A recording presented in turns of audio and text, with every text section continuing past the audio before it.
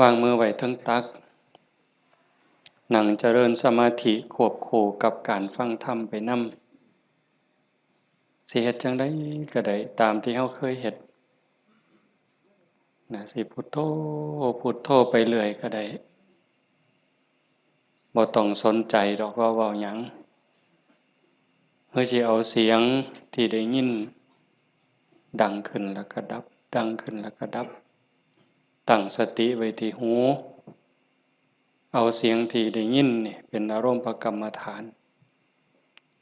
เกิดขึ้นดับเกิดขึ้นแล้วก็ดับเกิดขึ้นแล้วก็ดับก็ได้คือว่าการฟังเอาคำปากคำเว้าก็สิบ่ปานใดดอกโยมก็ฟังมาหลายหูมาหลายเข้าใจมาหลายปฏิบัติมาหลายแล้วเมืองอุบลเป็นเมืองนักปราชญ์ลูกศิษย์ลูกหาหลวงปู่ชาติเต็มหมดอยู่แถวนี้คันว่าสรรงานจังซี่มันก็เกิดบ่ได้ได้ยินอาจารย์สันติเพิ่นเล่าสู่ฟังน้อยๆอาตมาก็รู้สึกว่าดีใจนำอนุโมทนาสาธุโดยเฉพาะเจ้าภาพเจ้าของสถานที่คันเฮาบ่ได้เข้าใจในหลักธรรมบ่มีธรรมะเกิดขึ้นในหัวใจเนี่ยเฮ็ดจั่งใดสิเสียสละได้ปานนี้โยมน้อมจิตน้อมใจเบิ่งเจ้าของเด้แม้กระทั่งญาติโยมผู้มาร่วมประพฤติปฏิบัติคือกันถือว่าเฮาบุญหลายหลายคันบุญบ่หลายเนี่ยเฮาบ่ได้เกิดเป็นคนเป็นคนแล้วก็บ่ได้เป็นมนุษย์เพราะว่าคนกับมนุษย์มันคือแต่มันบ่คือก็คือเพียงแค่รูปร่างหน้าตากิริยาอาการคำปากคำเว้าแต่จิตใจความรู้สึกนึกคิดมันต่างเฮาได้เป็นมนุษย์พบพระพุทธศาสนาเกิดในบ้านในวัดในว่าในบ้านที่มีวัดมีว่ามีครูบาอาจารย์จูงใส่ศีลใส่ธรรมเฮาฟังหูเรื่องเฮาเข้าใจตั้งตนอยู่ในความบ่ประมาทกำลังดิ้นรนขนขวายหาที่พึ่งให้กับเจ้าของเฮากำลังหาที่พึ่งหาที่ยึดเหนี่ยวให้กับดวงใจเพราะว่าชีวิตเนี่ยมันประกอบด้วยสองอย่างอันหนึ่งกายอันหนึ่งใจร่างกายนี่ ก็อาศัยแรงบุญแรงบาปยังมีผสมประสานอยู่ในกระแสจิตก็จังได้มีโอกาสเกิดในโอกาสเกิดอาศัยท้องแม่แบ่งปันดินน้ำลมไฟมาเป็นเนื้อเป็นตัวถึงพ่อแม่สิแบ่งดินน้ำลมไฟเป็นเนื้อเป็นตัวเฮาแต่สิ่งที่ตกแต่งให้เฮาเป็นผู้หญิงให้เฮาเป็นผู้ชายเป็นคนขี้ร้ายเป็นคนงามเป็นคนโง่เป็นคนฉลาดเป็นคนทุกข์เป็นคนรวยอันนั้นขึ้นกับบุญเด้ขึ้นกับบุญกับบาปที่ได้เฮ็ดได้สร้างได้ทำไว้ตั้งแต่อดีตก่อนๆเฮาทั้งหลายจังว่ามีบุญบัดมันมาจากขันธ์แล้วหนีจากนรกพ้นนรกพ้นเปรตพ้นอสุรกายพ้นสัตว์เดรัจฉานได้มาเป็นคนยกระดับจากคนมาเป็นมนุษย์มีศีลมีธรรมเข้าใจในเรื่องราวของชีวิตแก้วแหวนเงินทองเฮาก็หาอยู่ประกอบสัมมาอาชีพเลี้ยงปากเลี้ยงท้องเลี้ยงลูกเลี้ยงหลานอยู่2มื้อ3มื้อที่เฮามาอยู่ในสวนธรรมเนี่ยคันไปค้าไปขายเด้ มันสิได้จักบาทผู้บางคนได้เป็นพันผู้บางคนได้เป็นหมื่นแต่ญาติโยมคิดว่าเอาไว้ซะก่อนแก้วแหวนเงินทองก็มีค่าอยู่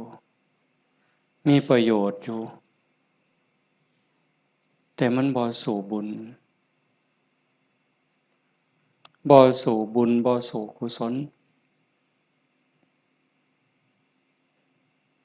บุญกุศลจะเฮ็ดให้เฮาดียิ่งขึ้นไปกว่านี้สูงขึ้นไปกว่านี้บุญเป็นที่พึ่งปุญญานิปรโลกัสสมิงปฏิทาหุนติปานินังเพราะเหตุว่าบุญนั้นเป็นที่พึ่งของสัตว์ทั้งหลายในโลกหน้าพร้อมทั้งโลกต่อไปเพิ่งได้ตั้งแต่วินาทีนี้ตั้งแต่วินาทีที่เฮ็ดบุญก็เอากายเอาวาจาเอาใจนี่เฮ็ดบาปก็เอากายวาจาใจนี่เฮ็ดบาปเฮ็ดให้เกิดความทุกข์เกิดความเดือดร้อนคันแม่นเฮ็ดบาปดูๆเฮ็ดบาปบ่อยๆเฮ็ดบาปหลายๆถึงในขณะที่เฮ็ดมันสิม่วนมันสิสะใจก็ตามแต่จักมื้อหนึ่งเวลาหนึ่งมันจะเดือดร้อนในคราวที่มันลุ่มหลงมันก็บ่ย้านหยังดอกอย่างคนไปรักของเขาคนฆ่าเขาเนี่ยฆ่าสัตว์ลักทรัพย์ประพฤติผิดในกามล่วงเกินลูกหลานสามีภรรยาผู้อื่นนอกใจผัวเมียเจ้าของก็แล้วแต่ขี่ตัวใส่ร้ายป้ายสียุยงให้แตกร้าวสามัคคีตอนเฮ็ดตอนทำตอนกำลังมั่วเมาอยู่นี่ก็บ่ย้านหยังก็คิดว่ามันบ่มีผลแต่บัดฮอดเวลาหนึ่งมันจะเกิดความเศร้าหมองเกิดความย้านแต่มาว่าทุกคนเนี่ยแม่นสิปากคำเว้ายืนยันนักแน่นว่าบ่เชื่อดอกว่าบาปมีบุญมีชาติหน้าชาติก่อนนรกสวรรค์บ่มีดอกนั่นก็เว้าแต่ปากซ่อมเบิ่งโลดคันมีคนแนวนั้นอยู่ใกล้เฮาปากว่าบ่ย้านแต่ว่าใจส่วนลึกนี่มันยังมีอยู่วันๆอยู่คือกันบัดยามเจ็บยามไข้คือยามที่บาปกรรมมันตามทันตกทุกข์ได้ยากลำบากลำบนตอนนั้นสิกระวนกระวายเป็นทุกข์ตั้งแต่ยังมีชีวิตอยู่แต่คันคนที่เชื่อมั่นอยู่แล้วว่าบาปมีบุญมีชาติหน้าชาติก่อนนรกสวรรค์มีคันเผลอไปเฮ็ดบาปปั๊บด้วยความคิดไม่ออกนี่เคยเป็นคิดบ่ดีบ่งามกับพ่อกับแม่กับครูบาอาจารย์พระสงฆ์องค์เจ้าเพียงแค่ความคิดแวบนิดเดียวเศร้าหมองเดือดร้อนทันทีเห็นบ่บ่ได้โดนเลยเด้อากาลิโกเลยเด้เกิดทุกข์เกิดเดือดร้อนทันทีบาปคือความทุกข์คือความเดือดร้อนในปัจจุบันส่งผลไปเรื่อยๆเรื่อยๆคันกำลังบาปมันแห้งมันยังส่งผลอยู่เจ็บไข้ใกล้ล้มใกล้ตายมันก็หลอกหลอนพาจิตตกไปสู่อบายหนักสุดลงสู่นรกเบาลงมาเป็นเปรตอสุรกายเบาอีกเป็นสัตว์เดรัจฉานใส่บาปใส่กรรมอยู่นั่นเบาบางแล้วเมิดเวลากลับมาเกิดเป็นคนอีกเถื่อเศษบาปตามมาพิการหูหนวกตั้งแต่เกิดผู้บางคนตาบอดตั้งแต่เกิดผู้บางคนอวัยวะบ่สมส่วนผู้บางคนอวัยวะครบคือหมูตีนครบมือครบแข้งขาครบแต่ว่าขี้ร้ายโยมว่ามันถูกซ้ำใดเห็นหมู่เขางามเจ้าของก็นั่งเศร้าส่องกระจกยามใดจะแม่นอุกจะแม่นอัง ลังเถือก็หน้าตาดีดีแต่พิการมันมีแนวเฮ็ดให้กลุ่มใจทุกข์ใจอยู่หั่นบ้านเมืองเขามีมือ10นิ้วนิ้วมือ10นิ้วเจ้าของเพิ่นมี9เป็นตาอยู่บ่บัดนี้ไหว้พระยามใดก็จักสิเสี่ยงจักสิเฮ็ดจั่งใดขาดก็บ่ดี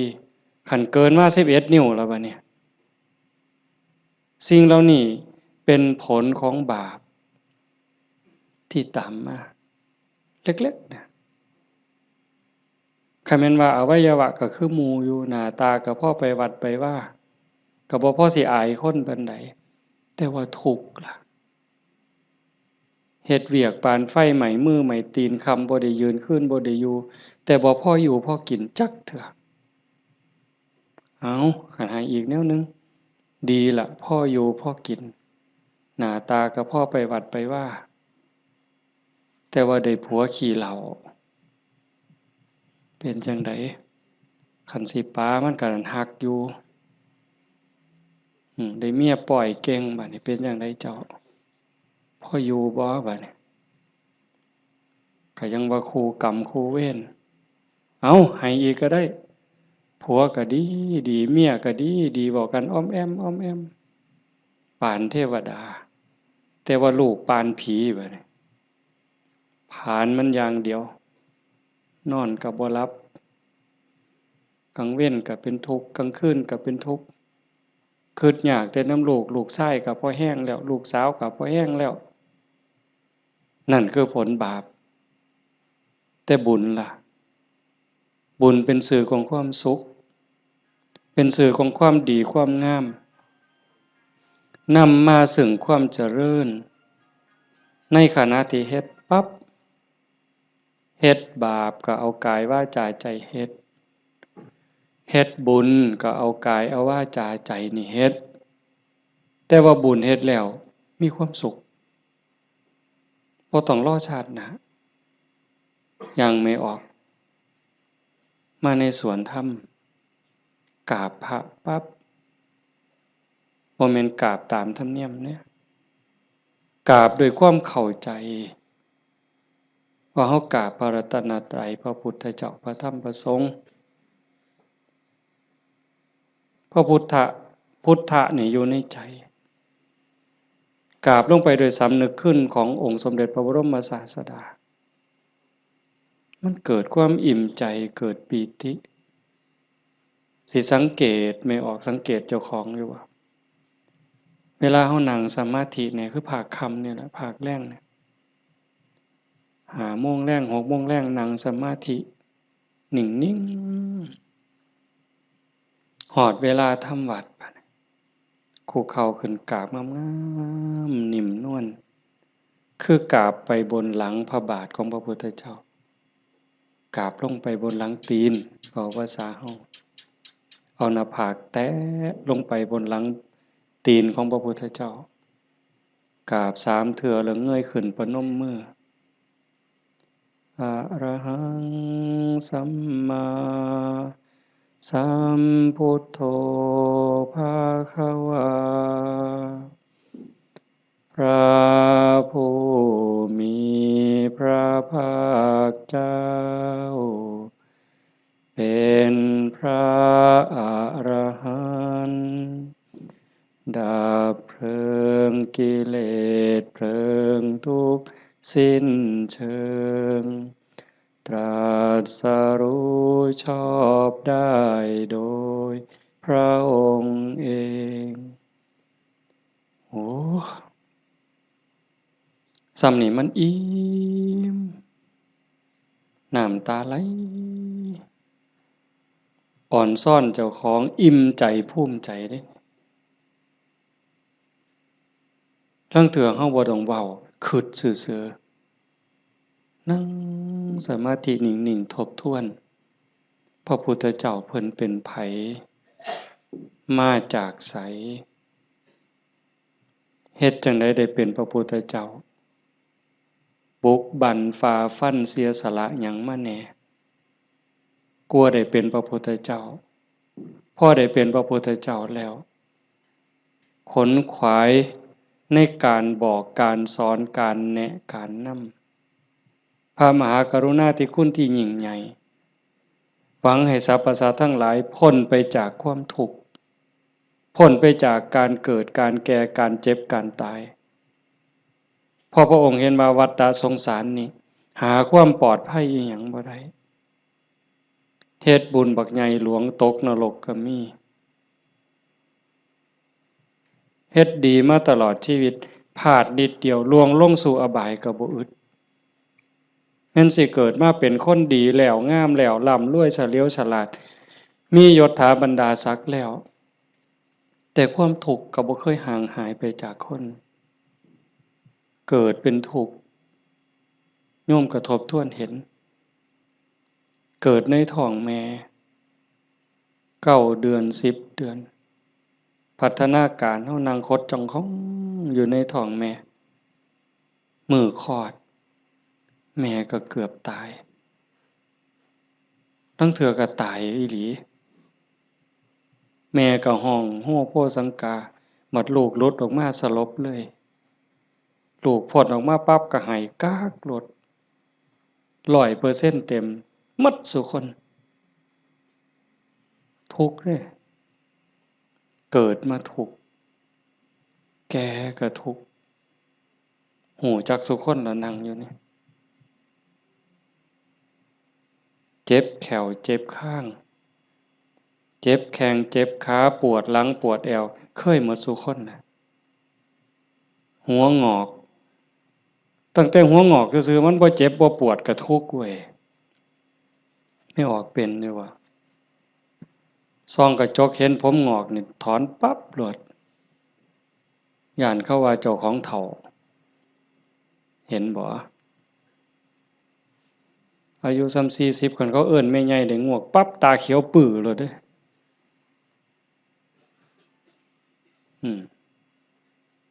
แต่คันอายุ60เขาเอิ้นน้าสาวอายุปานใดล่ะ60โอ้ว่าแต่แม่น45น่ะกินฮอดข้าวพุ่นเลยเป็นบ้าเด้นี่ดีใจอะเห็นบ่เฒ่าก็เป็นทุกข์เจ็บก็เป็นทุกข์ตายล่ะคนตายตอนมันตายแล้วมันบ่ทุกข์ดอกร่างกายหั่นแต่ว่าความรู้สึกนึกคิดน่ะมันหักย้านตอนบ่ทันตายนี่มันย้านเป็นหยังจังย้านคันคำถามแนวนี้เป็นหยังจังย้านตายบ่มั่นใจในเจ้าของเอ้าที่จริงคันเฮาเฮ็ดบุญเฮ็ดกุศลสร้างคุณงามความดีไว้เพียงพอมันสิย้านเฮ็ดหยังอาตมาคือกันอาตมาย้านตายไม่ออกยังย้านตายอาตมาย้านอาตมาตกนรกนี่หม้องมันแม่นอีหลีบัดนี้คันว่าตายปั๊บอาตมาจะไปเกิดเป็นเทวดามีสวรรค์วิมานกว้างใหญ่มีบริวารล้อมหน้าล้อมหลังมีทิพย์หมดเฮาสิไปเกิดเป็นพรหมจังซี่สิไปย้านเฮ็ดหยังบัดนี้ก็ซ้ำเฮาสิหนีจากบ่วควายนอนจักขี้ตมจักขี้งัวขี้ควายไปขึ้นปราสาทมีเครื่องย้อมเครื่องทามีความหอมเต็มสะดวกสบายเฮาก็บ่ได้ย้านแต่นี่มันสิตกลงไปหลายกว่าเก่าเนี่ยมันก็เลยย้านแม่นคือบ่อาตมาบ่ฮู้ดอกโยมก็คิดเอาเองว่าโยมย้านคืออาตมาบ่ตายมันทุกข์ลางเทื่อก่อนตายเนี่ยญาติโยมนี่คนประพฤติปฏิบัติธรรมไปร่วมงานศพดูๆไปเยี่ยมคนป่วยบ่อยๆนี่ได้น้อมธรรมเข้ามาใส่ตนส่ำใดเห็นคนเจ็บคนป่วยทรมานโอ้ยบัดฮอดคราวเจ้าของสิเป็นจั่งใดน้อคิดดูเพราะว่าพระพุทธเจ้าเพิ่นบอกว่าโอปัญญิโกควรน้อมเข้ามาใส่ตนเลือกได้อยู่บ่ล่ะโยมโอ้ยผู้ข้าสิเลือกเอาตายด้วยโรคอันนี้ดอกสิเอาไหลตายดอกเอ้าง่ายที่สุดแล้วเด้นี่เอาวะ กินข้าวอิ่มๆกับลูกกับผัวกับเมียแล้วนอนหลับแล้วตายไปเลยนี่ง่ายที่สุดเหรอเอาบ่ยังบ่ทันหันเอาอยู่เด้นี่ขนาดวิธีที่ดีที่สุดสบายที่สุดล่ะเด้ขันไปเว้าถึงพวกเจาะข้อเอาหายใจบ่ได้เจาะข้อเพราะท่านก็ป้อนอาหารทางสายยางเจาะสวงเอาเงี้ยวออกบัดนี้เอาเลือดก็ใส่ทั้งแขนข้างนึงน้ำเกลือก็ใส่แขนข้างนึงออกซิเจนงุ่มดังอีกเจาะสวงเอาน้ำออกบัดนี้อุ้ยผู้ใดคิดว่าเจ้าของสิบ่ถูกแนวนั้นแน่อยู่นี่ยกมือขึ้นเบิ่งบ่มีหลักประกันหยังเลยพระพุทธเจ้าเป็นผู้มีพระมหากรุณาธิคุณคิดเห็นบุญคุณของพระองค์เที่ยวบอกเที่ยวสอนจากป่าสู่ป่าจากเขาสู่เขาจากกระท่อมของคนขอทานฮอดปราสาทราชวังของพระราชามหากษัตริย์คิดเห็นบุญคุณของพระองค์จังซี่เฮาได้มาเฮ็ดนำทำตามมันเป็นบุญแน่ๆคิดพ้อคิดเห็นนั่งสมาธิพิจารณาไปเกิดอิ่มใจพอใจสุขใจเดียวนี้คิดเบิ่งเจ้าของมันถึงสิเกิดบ้านนอกคอกหน้าบ้านป่าขาดอนบ่ร่ำรวยเป็นแสนเป็นล้านคือเพิ่นแต่ว่าเฮามีวัดมีครูบาอาจารย์มีพี่มีน้องที่รักศีลรักธรรมเฮามีสัมมาทิฏฐิมีความเห็นถูกเห็นตรงตามคำสอนพระพุทธเจ้าอย่างน้อยๆนี่เชื่อว่าบาปมีบุญมีชาติหน้าชาติก่อนนรกสวรรค์มีเฮ็ดดีก็ย่อมได้รับผลดีเฮ็ดชั่วก็ย่อมได้รับผลชั่วพระพุทธศาสนาสอนเรื่องเหตุเรื่องปัจจัยเพราะสิ่งนี้มีสิ่งนี้จึงมีหว่านพืชจังใดก็ได้ผลจังซั่นอ่อนซ่อนเจ้าของภูมิใจในเจ้าของแม่นสิเกิดบ้านนอกคอกหน้าทุกข์ยากปากหมองบ่ร่ำบ่รวยบ่สวยบ่งามแต่เฮามีโอกาสได้เข้าวัดได้มีโอกาสปฏิบัติธรรมเป็นผู้บ่ประมาทได้ยินเสียงปากเสียงเว้าของครูบาอาจารย์น้อมนำลงสู่การประพฤติปฏิบัติซ้ำนี่เฮาก็พอแห้งอะนี่โยมเป็นบุญล่ะเด้นี่เกิดปีติเกิดความอิ่มใจแล้วก็ตั้งตนในความบ่ประมาทอีกอันนี้หมายถึงบุญเฮ็ดปั๊บก็เกิดความสุขใจอิ่มใจปั๊บขันเฮ็ดเรื่อยๆเฮ็ดบ่อยๆเฮ็ดดูๆจิตนึกตั้งแต่ถึงคุณงามความดีบัดเจ็บบัดป่วยบัดไข้บัดหนาวบัดสิล้มสิตายนิมิตที่มันดีมันงามนำพาดวงจิตดับปุ๊บไปสู่สุคติขันมันเฮ็ดดูอันนี้หมายถึงดีเด้ให้ท่านรักษาศีลเจริญภาวนาเลี้ยงพ่อเลี้ยงแม่เขาวัดเขาว่าสร้างน้ำทำบุญมีจิตเอื้อเฟื้อเกื้อกูลนะขันมันเฮ็ดดูบ่อยๆจิตมันเที่ยวทางนี้ดูอั่นดอกมันก็ง่ายต่อการสิเกิดสิ่งเหล่านี้ในการจูงจิตไปสู่สุคติดับปุ๊บก็ไปสู่สวรรค์ไปสู่พรหมเอิ้นว่าไปสู่สุคติใส่บุญใส่กุศลไปจนหมดแห้งของบุญของบาปของบุญของกุศลส่วนนั้นหมดเวลาขันบ่ทันถึงความเป็นพระอริยเจ้ากลับมาเกิดเป็นคนอีกเถื่อบัด ผลบุญพามาเกิดเป็นคนเศษบุญตามมาปุ๊บรูปร่างหน้าตาผิวพรรณสวยสดงดงามมีความอ่อนน้อมอ่อนโยนมาแต่ต้นเกิดในตระกูลสูงเชื่อผู้ดีให้ทานมาหลายๆด้วยจิตศรัทธารวยตั้งแต่เกิดแต่มาเว้ามาหลายๆปีแล้วว่าคันคนให้ทานด้วยความศรัทธาด้วยความเลื่อมใสเฮ็ดด้วยความจริงใจผลมันให้รวยบางเทื่อรวยตั้งแต่เกิดบ่ทันมื่นตาซ้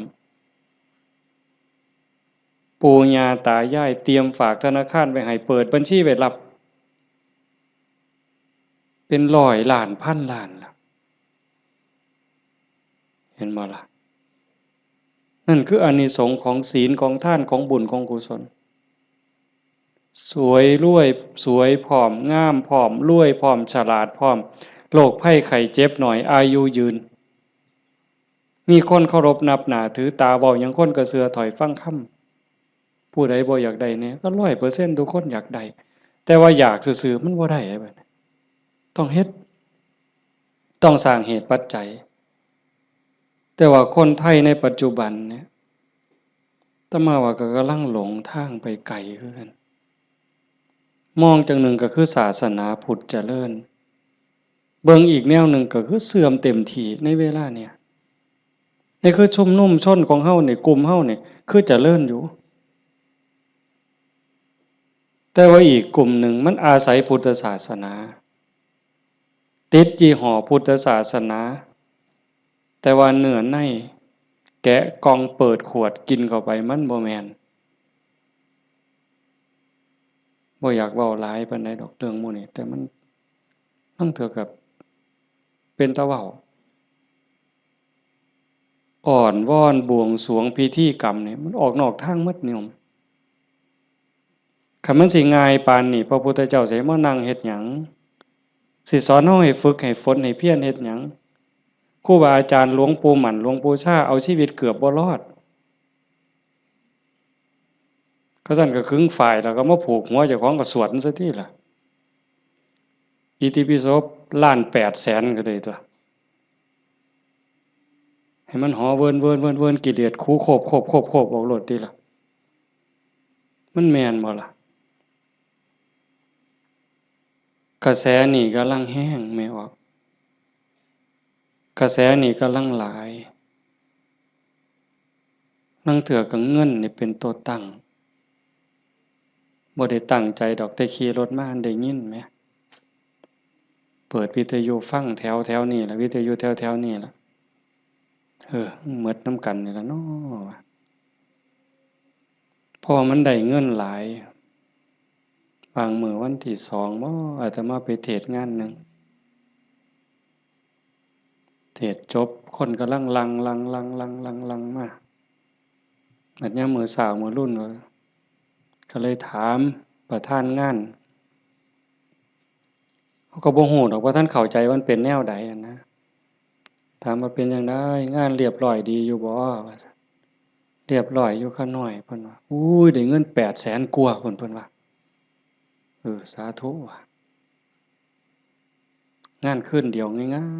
ยๆง่ายๆแจกไม่หีบกันหมดคืนเนี่ยอยากเคาะหมดไว้ก็ออกแบ่งค์ใหญ่ๆอาตมาเชื่อว่าพระพุทธเจ้าบ่สอนแล้วก็บ่ได้พาเฮ็ดแนวนั้นแต่แนวจังซี่นี่แม่นบ่พอออกนอกจากเป็นบุญเป็นกุศลเด้เฮามาเฮ็ดในมื้อนี้เวลานี้เด้นอกจากมาสร้างบุญแล้วมาหาที่พึ่งสำหรับดวงจิตดวงวิญญาณเจ้าของแล้วชีวิตมันมีกายกับใจอย่างว่าร่างกายประกอบด้วยดินน้ำลมไฟเหมือนเวลามันก็แตกสลายดินขึ้นดินน้ำขึ้นน้ำลมขึ้นลมไฟขึ้นไฟแต่กระแสจิตกระแสใจกระแสวิญญาณเดินทางต่อหอบบุญหอบบาปไปขันดวงจิตดวงใจดวงใดได้รับการพัฒนานอกจากบุญแล้วพัฒนาคือมันเฮ็ดให้เกิดให้มียกระดับเจ้าของสูงขึ้นจากอำนาจการบีบคั้นกดขี่ข่มเหงของกิเลสคือความโลภความโกรธความหลงจิตดวงนั้นเบายิ่งเบายิ่งละเอียดยิ่งสูงใกล้พระพุทธเจ้าไปเรื่อยๆเรื่อยๆเรื่อยๆขันใจต่ำก็หมายความว่ากิเลสถมมันหลายใจสูงกิเลสติดหน่อยขันสูงที่สุดกิเลสเกาะบ่ได้ก็เป็นอิสระจากกิเลสไปเฮามาเดินจงกรมมานั่งสมาธิสวดมนต์ฟังเทศน์ฟังธรรมก็เพื่อสิซักฟอกจิตใจเจ้าของ การฟังธรรมนี่ก็เป็นตนหนึ่งเฮ็ดให้เฮาได้เกิดปีติเกิดความสุขเกิดสมาธิตั้งแต่เกิดความเข้าใจได้ส่องได้ทางยกจิตเจ้าของให้มันสูงยิ่งขึ้นได้เฮาก็เฮ็ดหลายๆอย่างเทั้งการฟังเทั้งการประพฤติปฏิบัติเทั้งการสวดมนต์เฮาทำวัดแปลมันยิ่งเห็นยิ่งเข้าใจอย่าเอาเพียงแค่มวลเอาเพียงแค่ความไพเราะอย่างเดียวเฮาสวดซ่าๆเฮามีโอกาสพินิจพิจารณาถึงความหมายที่เฮากล่าวออกไปแต่ละคำน้อมนึกเห็นพระพุทธเจ้านึกถึงครูบาอาจารย์พระอริยสงฆ์คือจังเพิ่นบอกเพิ่นสอนอ่านไปนำสวดไปนำพิจารณาหาเหตุหาผลหาความหมายนำมันจะได้เข้าใจยิ่งขึ้นคันเฮาคิดจังสี่คือโยมพอออกผู้เป็นเจ้าภาพนี่เป็นตะเงิดคนอีหลีเด้อาตมาเห็นอาจจะเห็นมาหลายแต่จื้อได้นี่เป็นรายที่สองผู้หนึ่งโยมเพื่อสังขะจังหวัดสุรินทร์เฮ็ดแรกๆเนี่ยเฮ็ดเป็นรีสอร์ทเฮ็ดสวนนี่เป็นรีสอร์ทมีบ้านพักเอาไปเอามาไปปฏิบัติธรรมดูเขาก็คือสิบ่ต่างกับเจ้าภาพเฮาใจตกลงไปในกระแสธรรมหักศีลหักธรรมมั่นใจแล้วว่าอันใดสิเป็นที่เพิงของชีวิตอันใดสิเป็นสมบัติควรสิถือออกจากโลกนี้ก็ค่อยๆเปลี่ยนบัดจากรีสอร์ทจากบ้านพักนัดพี่นัดน้องไปร่วมปฏิบัติจากกลุ่มก่อนเล็กๆจัดประกาศงานบักใหญ่มีงานปฏิบัติธรรมมาหลายปีตั้งสถานีวิทยุคือกันเลย2 ปีที่ผ่านมาหลังเนี่ยจัดงานปริวาสโยมได้นี่ไม่ออกได้นี่เอาสวนเจ้าของจัดเป็นงานปฏิบัติธรรมนิมนต์พระมาเข้าอยู่ปริวาสกรรมญาติโยมไม่ออกชาวบ้านก็มาร่วมปฏิบัตินำกับพ่อๆกันนี่แหละครับเฮาแต่เพิ่นก็มีพระเสริมเข้ามานี่คือมั่นใจแล้วว่าสิ่งที่สิถือออกจากโลกนี้นอกจากบุญกุศลคุณงามความดียังมีโอกาสได้คัดเกลาจิตใจยกระดับจิตวิญญาณเจ้าของให้สูงขึ้นให้มันสูงขึ้นจากอำนาจของความโลภความโกรธความหลงความอิจฉาริษยาอาฆาตพยาบาทจองเวรหน่อยเนื้อต่ำใจ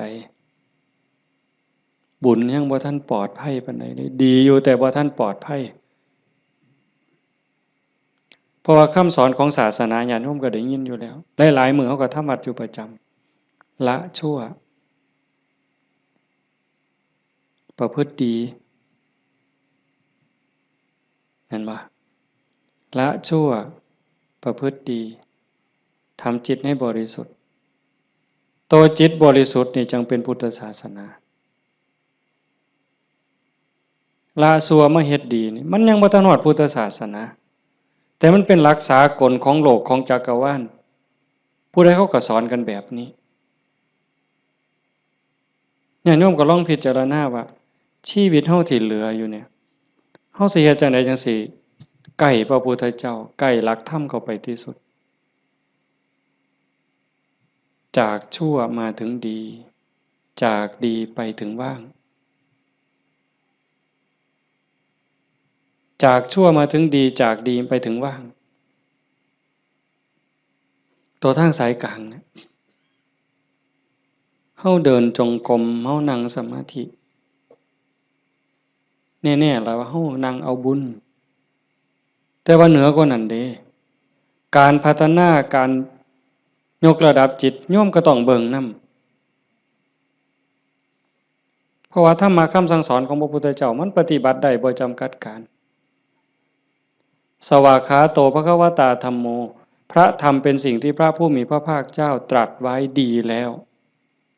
เฮาสวดมนต์ว่าจังซี่ ดีนี่หมายความว่าจังไดดีก็หมายความว่าบ่ชั่วตอบแบบพี่บ่าเว้าเด้ดีคือบ่ชั่วแต่ในความหมายนั้นดีแล้วหมายความว่าบ่ขาดพระพุทธเจ้าสอนไว้ตรัสไว้บ่ขาดแล้วก็บ่เกินพอดีพอดีสำหรับการดับทุกข์สำหรับการสร้างบุญสร้างกุศลสร้างประโยชน์กับส่วนรวมแล้วพอดีสำหรับการดับทุกข์บ่ต้องเติมเข้าไปอีกแล้วก็บ่ต้องเอาออกคำสอนเนี่ยบ่ต้องเอามาเติมคันพวกมาเติมกลายเป็นสัตว์ทำปฏิรูปเป็นของปลอมไปหม่องศาสนาสิฟั่นเฟื่อนหม่องเฮาสิหลงทางเสียเวลาของชีวิตเฮ็ดไปก็เสียเงินเปล่าเสียเวลาเปล่านั่นคือมันเป็นสัตว์ธรรมปฏิรูปเป็นของเกินเป็นของไร้สาระแต่ว่าตื่มเข้ามายัดใส่พระโอษฐ์ของพระองค์ว่าอันนี้พระพุทธเจ้าตรัสนี่คือเหตุการณ์หลายๆอย่างอยู่ในเวลานี่ในสังคมชาวพุทธเฮาบ่ขาดแล้วก็บ่เกินสวากขาโตภควตาธัมโมพระธรรมเป็นสิ่งที่พระผู้มีพระภาคเจ้าตรัสไว้ง่ายแล้วนอกจากดีแล้วก็ง่ายนำเพียงจังว่าง่ายเป็นเหมือนกับเปิดของที่ปิดของที่ถูกปิดอันไหนเป็นคนปิดความบ่ฮู้อวิชชาความบ่ฮู้โมหะความหลงความมืดมันครอบงำจิตใจของเราสัตว์มาชั่วอนันตกาลจนเจ้าชายสิทธัตถะเสด็จออกบวชบำเพ็ญเพียรบารมีได้ตรัสรู้ใต้ต้นพระศรีมหาโพธิ์ก่อนพุทธศักราช45ปีนั้นจึงเปิดขึ้นมาได้นักบวชก่อนพระองค์เนี่ยเฮาสินับหลายปานใดเป็นหมื่นๆองค์หมื่นๆศาสดาหมื่นๆครูอาจารย์ที่แสวงหาแต่ว่าบ่มีผู้ใดพอเปิดบ่ออกบุญบารมีบ่ถึงแต่เจ้าชายสิทธัตถะบำเพ็ญบารมี20อสงไขยกำไรแสนมหากัปบารมีเต็มเปี่ยมจังสามารถเปิดของที่ปิดหงายของที่คว่ำจุดแสงสว่างในที่มืดบอกทางแก่คนหลงทางนี่คือคำสอนของพระพุทธเจ้าเด้เปิดของที่ปิดหงายของที่คว่ำบอกทางแก่คนหลงทางจุดแสงสว่างในที่มืดก็จังว่าตรัสไว้ง่ายแล้ว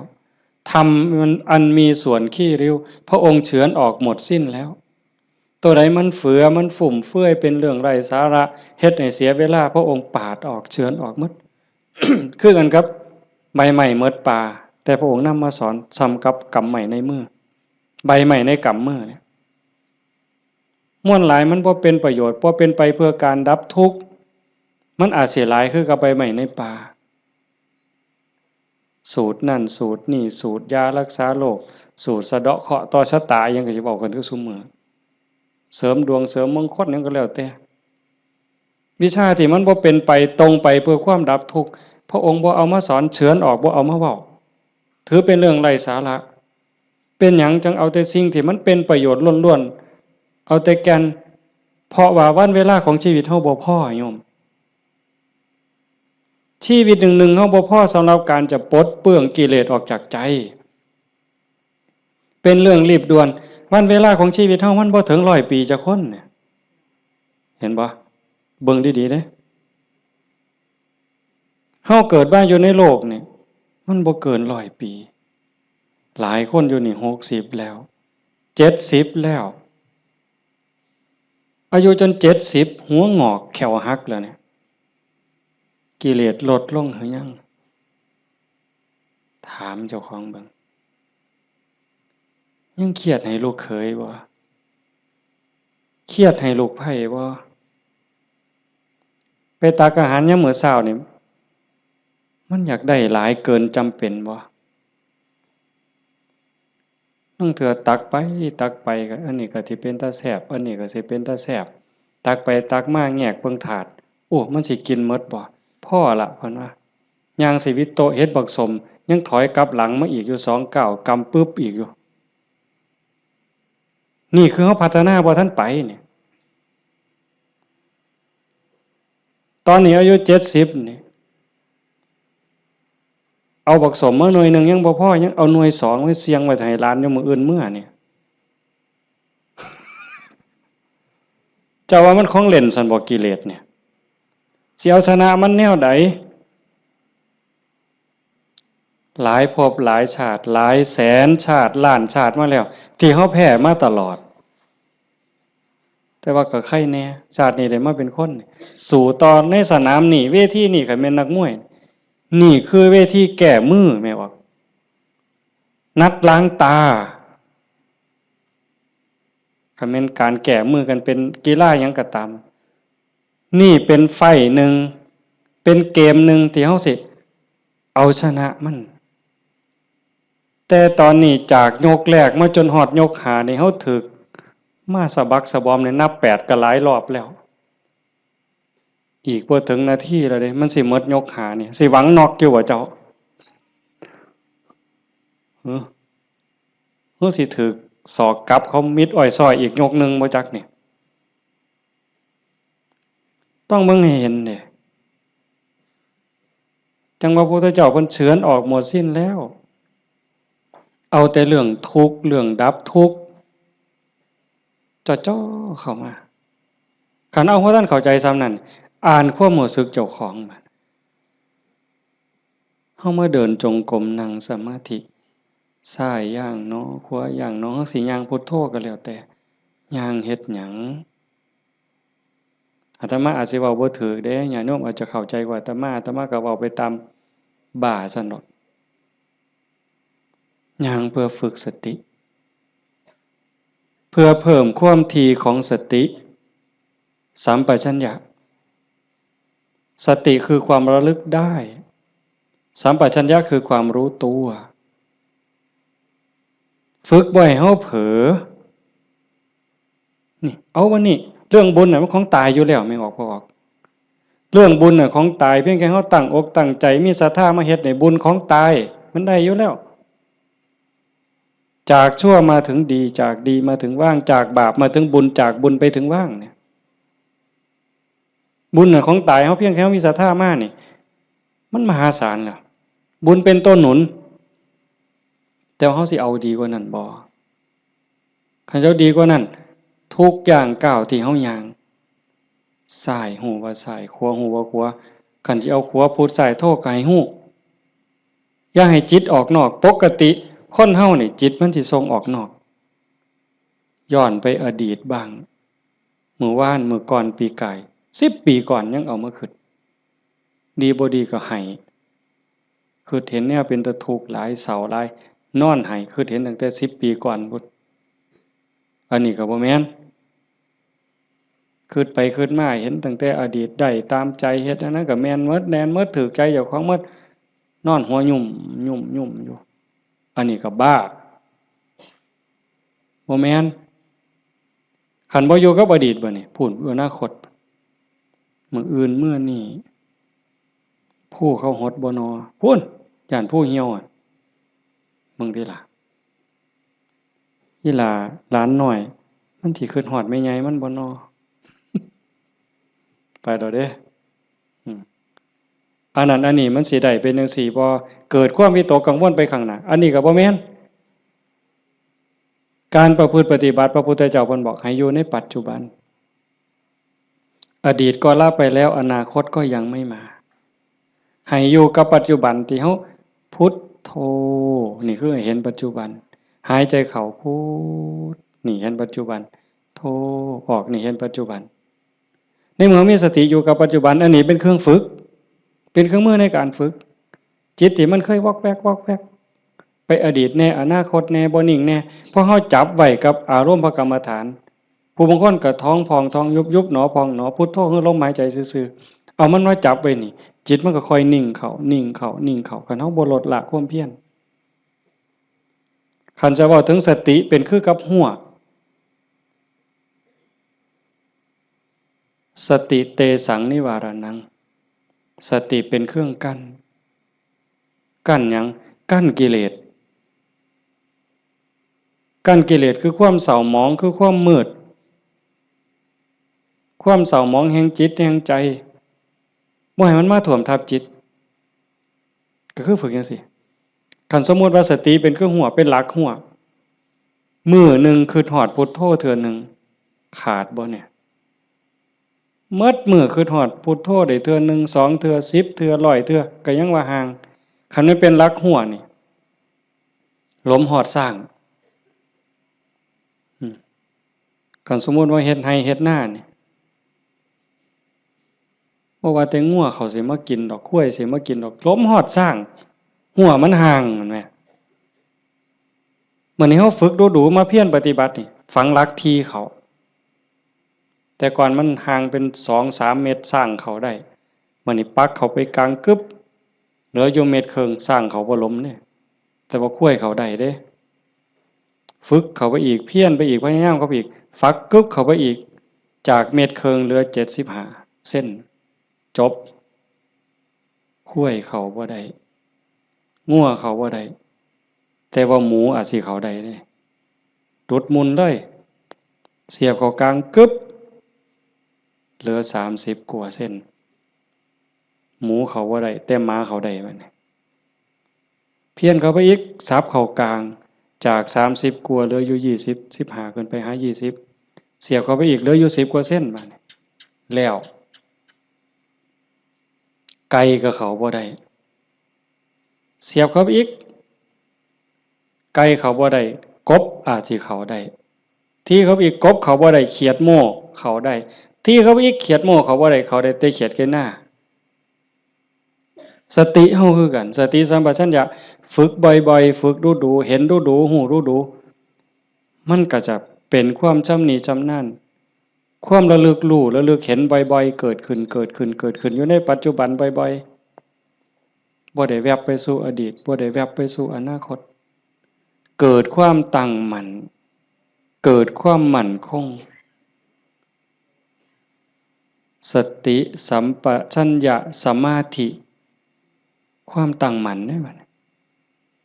สมาธิคือความตั้งมั่นแห่งจิตจิตบ่วอกแวกปัญญารอบรู้ในกองสังขารที่มันมาหลอกจิตสังขารกลางกายก็อีกอย่างนึงสังขารคือจิตใจก็อีกอย่างนึงกายนั่งนิ่งแต่ว่าจิตมันคิดไปทั่วทิพย์ทั่วแดนในเมื่อหูจักเรื่อยๆหูจักบ่อยๆพยายามผูกมันไว้คอยตะล่อมจิตมันคือลิงเพิ่นยังว่าผูกไว้คือผูกลิงใส่หลักสติเป็นเหมือนกับเชือกองค์ภาวนาเป็นคือกับหลักมันสิดื้อปานใดลิงมันดื้อไปโลดมันไปบ่ได้จักหน่อยมันก็ล้ามันก็ซ่าลงจักหน่อยก็นั่งจิตเฮาคือกันเฮาบ่เครียดดอกมันไปก็ปล่อยมันไประลึกได้ปั๊บก็กลับมาใหม่ระลึกได้ปั๊บกลับมาใหม่ดูเข้ามันก็มีทางมันก็เป็นความชินของมันอยู่จักหน่อยก็นิ่งได้พอแต่มันนิ่งมันอิ่มแน่ไม่ออกก็สิเคยเห็นหลายคนนั่นล่ะเก่งกว่าอาตมาล่ะนั่งอยู่นี่ซ่อมเบิ่งเนี่ยเกิดความอิ่มใจสุขใจคันเฮ็ดดูๆบ่อยๆอย่างเฮาเบิ่งท้องพองท้องยุบเห็นคักๆขณะที่ท้องพองขึ้นปุ๊บๆๆๆทอเส้นผมปุ๊บๆๆขึ้นมาก็เห็นยุบลงปุ๊บๆๆๆทอเส้นผมนี่ก็เห็นหายใจเข้าหายใจออกคือกันในนี่มันก็มีการเกิดดับเห็นอยู่ในเมื่อเห็นจังซั่นปั๊บเกิดปีติเกิดความสุขเกิดอิ่มใจอันนี้เล็กๆดอกของเล่นน้อยๆขนอดบางเถือเฮาเฮ็ดดูๆบ่อยๆจนได้ฮู้จักมันแน่แล้วบัดเกิดมื้อนึงเวลานึงเฮามีเรื่องต้องคิดต้องอ่านมันหนหูหนหวยกัดกุ้มกระวนกระวายคิดพ้อปั๊บคิดฮอดกรรมฐานหายใจเข้าดึงลมหายใจเข้าหายใจยาวๆบึบหายใจออกปึ๊บเย็นว่าขนลุกวืบโล่งอันนี้ก็มีก็เป็นบ่อนพักอีกอันนึง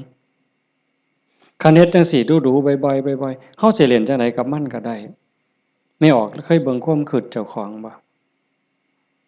นั่งเบิ่งซื่อๆนี่ หลังจากเบิ่งลมหายใจเข้าหายใจออกพอสมควรบัดเวลาหนึ่งเขาอยากเล่นกับความคิดตั้งสตินั่งจังสิปั๊บก็หลับตาเบิ่งรูปเจ้าของนั่งหลังจากนั้นก็ย้อนเข้ามาทางในเบิ่งจิตที่มันนิ่งธรรมชาติจิตมันนิ่งมันว่างมันสว่างเป็นประภัสสรแต่กิเลส ความโลภความโกรธความหลงนั้นมันเป็นแขกมาเยี่ยมมาเยือนชั่วคู่ชั่วข้าวเยี่ยมแล้วก็ไปเยี่ยมแล้วก็ไปแต่ว่าเฮาขาดสติบ่เนี่ยมันเยี่ยมตลอดเวลามาทางตาแน่ทางหูแน่ทางจมูกแน่ทางลิ้นแน่ทางกายแน่รับหูรับตาไว้ก็มาทางใจคิดอยู่ตลอดนี่คือแขกในเมื่อแขกมาเยี่ยมดูจิตใจอ่อนล้าเจ้าของบ้านบ่ได้พักข้าแต่ต้อนรับแขก ไม่ออกเคยเป็นบ่ล่ะสมมุติว่าเป็นเฮาเนี่ยล่ะเดี๋ยวกับผู้นั้นมาผู้นี้มาต้อนรับอยู่หมดมื้อหมดเว้นหาข้าวหาน้ำให้อยู่ให้กินคอยเว้าคอยจาทักทายปราศัยเมื่อยเด้คนบ่ได้พักก็เมื่อยก็ล้าใจบ่ได้พักก็คือกันเดี๋ยวก็โลภเดี๋ยวก็โกรธเดี๋ยวก็หลงเดี๋ยวก็ฮักเดี๋ยวก็ซังเดี๋ยวก็ย้านอยู่หั่นแต่คันเฮาได้เฮ็ดสมาธิได้ภาวนาจิตมันได้พักเป็นพักเป็นพักเกิดความหนักแน่นมั่นคงเด้เวลาที่จิตเฮามีสมาธิเกิดความหนักแน่นแม้นมันบ่เป็นสมาธิแบบที่เฮาเว้าถึงกันจนว่านิ่งสว่างดับไปเป็นชั่วโมง2ชั่วโมงเป็นมื้อเป็นเว้นก็สร้างเพียงแค่เฮาเห็นลมเข้าลมออกเนี่ยคือเห็นพุทโธติดต่อกันจัก5นาที10นาทีมันมีแห้งแท้เด้ไม่ออกหลายคนเป็นอยู่มั้งเห็นพุทโธลมเข้าก็พูดลมออกก็โธต่อกันจัก5นาที10นาทีนี่มันเกิดความมั่นคงในใจคันแม่นกกเสานี่ก็ซ้ำเสาปูนแล้วอยู่บ่ติงเด้จิตใจบ่หวั่นไหวนักแน่นมั่นคงโยกบ่ได้เห็นบ่แต่คันไปกว่านั้นบัดน่ะอ่านเบิ่งความคิดคิดปั๊บฮู้ปั๊บคิดปั๊บฮู้ปั๊บคิดปั๊บฮู้ปั๊บเฮานั่งจังซี่คือกันไม่ออกคันสมมุติว่าเฮาพุทโธพุทโธแล้วมันมักคิดเอาแนวใหม่เอ้ามึงคิดกูสิเบิ่งบัดนี้บ่พุทโธแล้วเซาพุทโธคิดปั๊บฮู้ปั๊บคิดปั๊บฮู้ปั๊บบ่คิดต่อมันเด้บ่คิดซอยมันฮู้มันซื่อๆมันเซาเด้ฮู้ปั๊บมันเซาเลยเด้มันอยากอายซ้ำกับลูกกับหลานสิไปลักกินของเนี่ย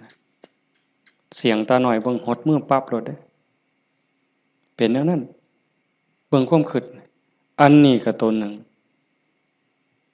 เอาไปเอามาฮู้ขบวนการกันแรกๆตั้งเทื่อ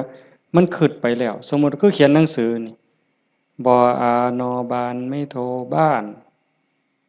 บออุบออัวบัวออามองามฮอดพุ่นจังคิดออกฮอดม่อมาแล้วโอ้ยคิดไปหยังฮอดพุ่นตั้งสติไหมมันเขียนไหมมันอาจสิฮอดงออาบ่ทันได้ม่อมาฮอดสระปั๊บฮู้ปั๊บคันฮู้รู้มันสิสั่นเข้าได้บัดแต่คันแรกๆปั๊บมันฮอดงออามองามบ้านบัวงามมันเฮาตั้งสติดีๆเอาก่อนมันมาฮอดม่อมาเนี่ยมันว่าหยังก่อนสระอาก่อนสระอาเด้งองูก่อนงองูเด้วอแหวนก่อนวอแหวนมหานากาศก่อนมหานากาศบ่ใบไม้ไล่ๆๆๆถอยๆๆๆๆกลับมาลุ้นไปอีกสั่นเข้าสั่นเข้าสั่นเข้าสั่นเข้าสั่นเข้าคิดปั๊บฮู้ปั๊บคิดปั๊บฮู้ปั๊บการปรุงแต่งของจิตของสังขารมันไปบ่ได้ไกลเพราะฮู้มันอยู่จอบมันอยู่จากไปฮอดบ้านบัวงามมันบัดสุดท้ายมันฮอดเพียงแค่บออาบ่ทันไม่โทสั่นเข้ามาฮอดบอใบไม้หมดโตเบิ่งดูบอใบไม้เพียงแค่ขอดหัวฮู้จักหยุดปุ๊บเป็นเด้แนวนี้ก็เป็นเด้ตรงมันว่างตรงมันนิ่งตรงนี้กิเลสบ่มานั่นคือจิตเดิมๆสะอาดบริสุทธิ์ บ่พาเจ้าของทุกข์เข้าใจได้เลยว่าคำสอนของพระพุทธศาสนาสูงสุดเพื่อบ่ทุกข์คำสอนของพระพุทธเจ้าทั้งหมดเป็นไปเพื่อดับทุกข์เป็นไปเพื่อพ้นทุกข์จังว่าความว่างจากความยึดมั่นในความเป็นตัวเป็นตนในสิ่งที่ใดที่มีที่เป็นเฮาประพฤติปฏิบัติจังซี่คือกันเดินจงกรมนั่งสมาธิเพื่อเจริญสติสัมปชัญญะปัญญาสมาธิให้มันหูเท่าทันในเมื่อกิเลสเกิดมากระทบกิเลสคือความทุกข์คือความเดือดร้อนความเศร้าหมองต่างๆมันจะเกิดขึ้นกับจิตกับใจมันมาทางใดๆมันมาทางตามันเข้าทางตาเข้าทางหูทางจมูกทางลิ้นทางกายทางใจเพิ่นเอิ้นว่าอายตนะอายตนะเป็นเครื่องเชื่อมต่อภายในก็มี6ภายนอกก็มี6ตามันเป็นคู่กับรูปหูเป็นคู่กับเสียงจมูกเป็นคู่กับกลิ่นลิ้นเป็นคู่กับรสกายเป็นคู่กับสัมผัสใจเป็นคู่กับอารมณ์มันใส่ตาใดเข้าทั้งตาใดมันเข้าทั้งตาใส่หูใดมันเข้าทั้งหูใส่ดังใดมันเข้าทั้งดังใส่ลิ้นใดเข้าทั้งลิ้นรับหูรับตาไว้มันเข้าทั้งใจพี่เฮาฝึกสติสัมปชัญญะเพื่อให้อยู่กับปัจจุบันให้มันเท่ามันทันให้มันเร็วเวลาเกิดการกระทบตาเห็นรูปปั๊บตาบ่บอดมันต้องเห็นตาบ่บอดมันต้องเห็นเป็นเรื่องธรรมดาเห็นปั๊บเฮ็ดจังได๋บัดนี้เฮ็ดจังได๋ในเมื่อตาเห็นรูปปั๊บเฮาสิรักษาใจบ่ให้มันหักบ่ให้มันสั่งบ่ให้มันดีใจบ่ให้มันเสียใจนี่คือตัวปฏิบัตินี่คือทางสายกลางเห็นปั๊บให้ใจเป็นปกติคือบ่ทันเห็นคือกับเฮานั่งเบิ่งพุทโธพุทโธตาเห็นปุ๊บหูปั๊บแต่ว่าให้นิ่งอยู่คือเก่าอย่าให้เกิดดีใจเสียใจอย่าให้เกิดหักเกิดสั่งคันมันจำเป็นสิต้องจัดการกับสิ่งที่เฮาเห็นก็เฮ็ดด้วยจิตเป็นปกติสมมุติว่าขึ้นไปตะเฮือนมีขี้ไก่ไปด่าไก่ก็บ่แม่นอีกปล่อยให้ไก่ก็บ่แม่นอีกละคิดเป็นตาสร้างไก่ก็บ่แม่นอีกละบ่ถูกหมดเฮ็ดให้จิตเป็นปกติยากอยู่ได้บ่ง่ายจักเม็ดไม่ออกย้อนเฮาเฮ็ดบ่ได้นี่เฮาจังเกิดจังตายเที่ยวตกนรกเป็นเปรตอสุรกายเที่ยวขึ้นสวรรค์เที่ยวลงนรกอยู่นี่ย้อนเฮ็ดจิตเป็นกลางบ่ได้เห็นขี้ไก่ก็สิไปสั่งไปด่าไก่แต่คันเห็นเงินแบ่งพันถิ่มอยู่เป็นจังได๋บัดมันสิว่าดีใจติล่ะว่าติอันนี้ก็บ่ถูกดีใจพอใจก็บ่แม่นให้จิตเป็นปกติคันสิจับสิหยิบมันมีเจ้าของบ่ก็หยิบไปหาเจ้าของเอาเก็บไว้ซะก่อนก็จังค่อยประกาศหาเจ้าของก็บ่คิดว่าสิเอาจังซี่คือกันคันบ่มาทางตาล่ะมันมาทางหูบัดนี้สมมุติว่าเขาด่าปึ๊บได้ยินเสียงด่ามาเฮ็ดจังได๋สิเฮ็ดใจเป็นปกติบ่เสียใจบ่น้อยใจคันพวกเพิ่นปฏิบัติเนาะเพิ่นจังว่าได้ยินเนาะเอาสติไว้ที่หูเกิดขึ้นที่หูก็ดับลงที่หูได้ยินเนาะบ่ให้ราคามันเถาะบ่ให้ราคาเลยบ่ดีใจนำบ่เสียใจนำเสียงก็สักว่าเสียงบ่แม่นสัตว์บุคคลตัวตนเราเขาเว้าง่ายแต่ว่าเฮ็ดยากที่สุดก็ย้อนเฮาฝึกบ่ทันพอคันผู้ฝึกได้แล้วก็เย็นคือเก่าเด้คือหลวงปู่ชาเพิ่นว่าผู้ที่ฝึกบ่ทันได้คือบ่ทันเข้าใจคนด่าย่างไปเช้าก็ด่าไปยามแลงก็ด่าเห็นยามใดด่ายามนั้นก็ไปเครียดให้มันเป็นหยังด่ากูเพิ่นว่าหมัดมื้อนึงเขาว่าอย่าไปหัวซ่ามันเด้อผู้มันด่าคนเนี่ยมันเป็นบ้าตัวเศร้าเครียดเศร้าซังนั่นคือจิตเป็นกลางแล้วกลับคืนสู่ฐานเดิมของมันคันเขาให้เขาด่าเขาจมให้เฮาบ่ฮู้ทันวางจิตบ่เป็นก็ไปเครียดไปขมหาทางตอบแทนสิเอาคืนจองกรรมจองเวรไว้แต่คันถ้าย่องแล้วบัดเนี่ยเป็นจังไดบัดถ้าคำย่องคำย่อมาก เฮาก็ดีใจก็บวกฟู่ขึ้นบ่ถือคือเก่าเสียใจก็บ่ถือดีใจก็บ่ถือแต่ให้จิตเป็นกลางๆนี่คือข้อปฏิบัติธรรมชาติจิตเป็นจังซั่นมันบ่เคยฮักไผมันบ่เคยสร้างไผจิตนี่ฮักก็บ่เป็นสร้างก็บ่เป็นดีใจก็บ่เป็นเสียใจก็บ่เป็นโลภโกรธหลงก็บ่เป็นย้านหยังก็บ่แม่นมันเป็นปกติของมันอยู่กลางๆจังซั่นแต่ว่ารักโกรธเกลียดกลัวอิจฉาริษยาน้อยเนื้อตามใจย้อนกิเลสมาย้อมแขกมาเยี่ยมเนี่ยมันพาเจ้าของบ้านป้วงเดี๋ยวนี้ก็ซ้ำกับเฮาอยู่เฮือนธรรมดาเนี่ยแล้วเคยเห็นอยู่ตัวบางปีใหม่นี่ลูกหลานเฮาอยู่เฮือนธรรมดากับพ่ออยู่บัดหมู่มาชวนกินเหล้ามันก็เมาอยู่เฮือนเฮานั่นแหล้วเป็นจังได๋ซั่นพาเจ้าของบ้านป้วงเลยให้เฮารักษาใจเจ้าของให้เป็นปกติเฮาประพฤติปฏิบัติเพื่อสิ่งนี้เด้โยมตาเห็นก็ให้รักษาใจไว้ปกติหูได้ยินก็รักษาใจไว้ให้เป็นปกติจมูกได้กลิ่นหอมเหม็นก็ปกติลิ้นได้รสก็ปกติแซ่บบ่แซ่บนัวบ่นัวก็ปกติคันมันสิเติมก็เติมไปที่ละน้ำปลานั่นสิเติมเกลือก็เติมไปที่แต่อย่าไปคิดสร้างแม่ครัวอย่าไปจมให้เขาหนาวร้อนมันหนาวมากก็แม่นว่าสิทนกรรมฐานนี่บอกว่าให้ปล่อยว่างหนาวก็สิเสืออยู่ซื่อๆบ่ห่มมันดอกผ้านี่ก็แล้วแต่ว่าธรรมชาติมันก็ให้ห่มแต่ว่าก็อย่าทุกข์อย่าเดือดร้อนรักษาใจเป็นปกติคันบ่จังซั่นนี่คนมันติดชั่วก็ติดได้ไม่ออกดีก็ติดชั่วก็ติดแม่นบ่หมู่เจ้าว่าเฮาไผสิเถียงสมมุติว่าตาเนี่ยมันก็บ่แม่นว่ามันสิมักแต่ของถูกใจมันเด้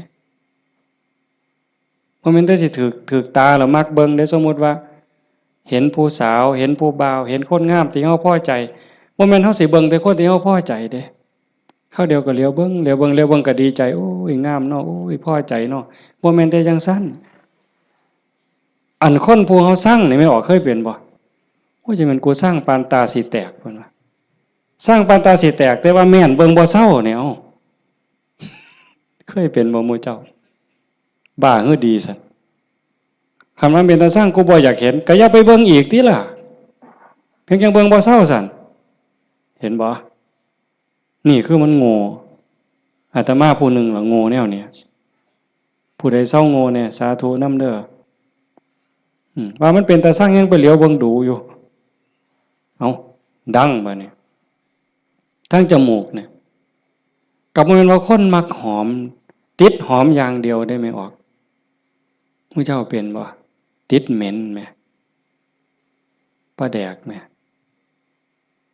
ปลาแดกเหม็นนี่ฮะว่าปลาแดกหอมเนี่ยตำบักฮวงคือสีแสบเปล่าวะนักก็ไปกว่านั้นเล็บตีนสักโอ้ยบ้าฮือดีกิ่มเล็บตีนสักออกมาเหม็นแทนที่สิทิมนะดมเว้ยดมเท่านึงกับบ่ว่าเด้ดมเท่าสองอ่ะบ่แล้วแงกหน้าแงกหลังมีผู้เห็นกูบ่นอเพิ่นว่าลี่ดมเด้น่ะเมืองอุบลเป็นอยู่วะอย่าจะเป็นแต่ศรีสะเกษเอาไว้โอ้ยแทนที่สิเอาถิ่มเนาะแต่ว่าแงกหน้าแงกหลังเทื่อที่3ที่4บ่มีคนเห็นดมอีกสักเทื่อก่อนจังถิ่มนั่นใส่ว่ามาของหอมว่างจิตเป็นกลางบ่ได้นี่สติปัญญามันบ่พอเห็นบ่อย่าว่าแต่แสบบ่แสบเลยนัวบ่นัวเลยสัมผัสคือกันเย็นห่อนอ่อนแข็งใจคือกันเนี่ยมันบ่ดีคิดแล้วเฮ็ดเจ้าของเป็นทุกข์คิดพ่อเฮ็ดเจ้าของห้องไห้น้ำตาหลั่งน้ำตาไหลก็ยังมีโอกาสนอนมือกายหน้าผากคิดฮอดแล้วก็น้ำตาไหลสะอื้นอยู่ผู้เดียวบ้าคักๆเนี่ยเด้คนเนี่ยคันแนวมันถูกใจเจ้าของก็นอนคิดเห็นแล้วก็หัวยุ่มอยู่ผู้เดียวพลิกไปพลิกมาจนเก็บไปฝันนะเว้ย นี่คือจิตมันฝึกบ่ทันใดไม่ออกโยมพอออกเพิ่นพาเฮาเฮ็ดงานปฏิบัติธรรมเสียเวลาเสียเวลาย่อมสละสถานที่เงินทองพร้อมเพื่อเอาบุญให้เจ้าของส่วนหนึ่งแล้วก็เพื่อยกระดับจิตใจเจ้าของส่วนหนึ่ง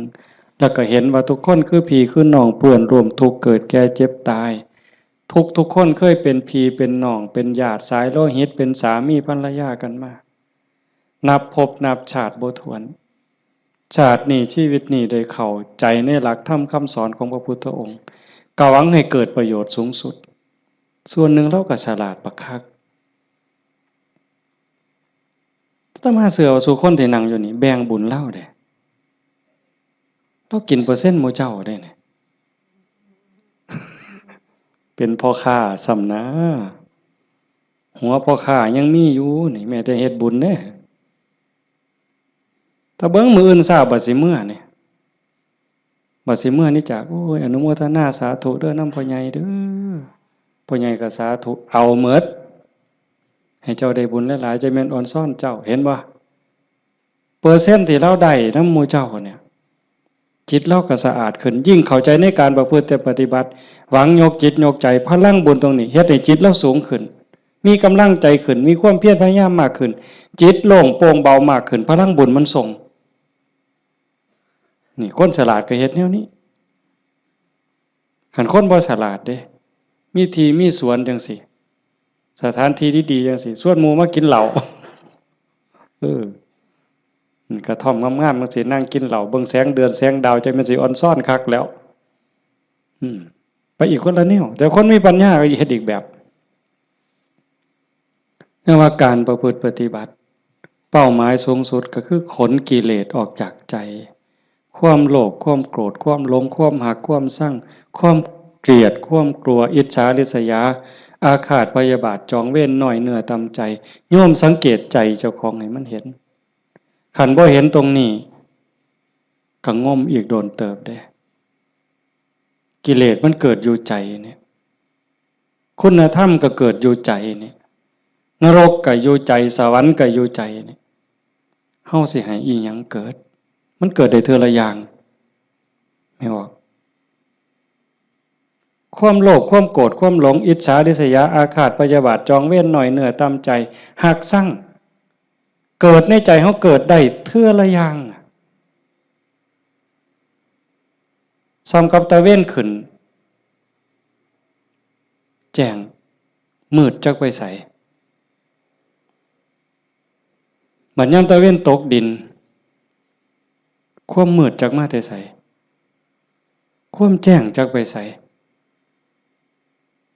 ยามเฮาดีใจนี่ความเสียใจจักไปใสมิดอ้อยส้อยยามเฮาสร้างขึ้นมาหักกับมิดอ้อยส้อยผัวเจ้าของนี่ล่ะเคยเป็นบ่ผัวเจ้าของเมียเจ้าของนี่ฮักปานสิกลืนกินแพงกับแพงแต่บัดยามสร้างมาแล้วบ่โธ่หักจักไปไสจนขากันตายแล้วเว้ยเห็นบ่อยู่นำกันจังซี่บัดเป็นตาหักขึ้นมาก็เป็นตาหักบัดเป็นตาซังก็เป็นตาซังจังว่าใจเฮามันได้เกิดขึ้นได้เทื่อละอย่างเทื่อละอย่างแล้วเฮาใส่อีหยังเกิดขึ้นกับใจเฮาบัดนี้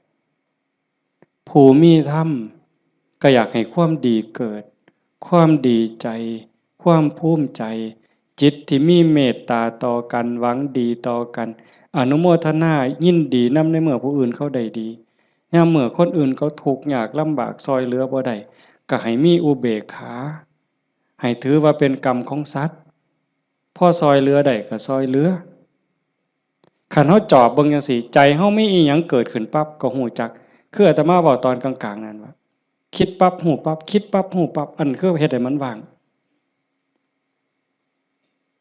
แต่คันเฮาจอบเบิ่งมันมีอีหยังเกิดขึ้นก็ฮู้คันมันเป็นเรื่องบ่ดีบ่งามก็บ่ทรงบ่บวกบ่ทรงมันต่อบ่ร่วมคิดกับมันบ่ร่วมขบวนการกับมันเฮาจะเห็นซ่อมเบิ่งกันจากฮู้ว่าเจ้าของเป็นคนแนวใดก็จอบเบิ่งใจเจ้าของนี่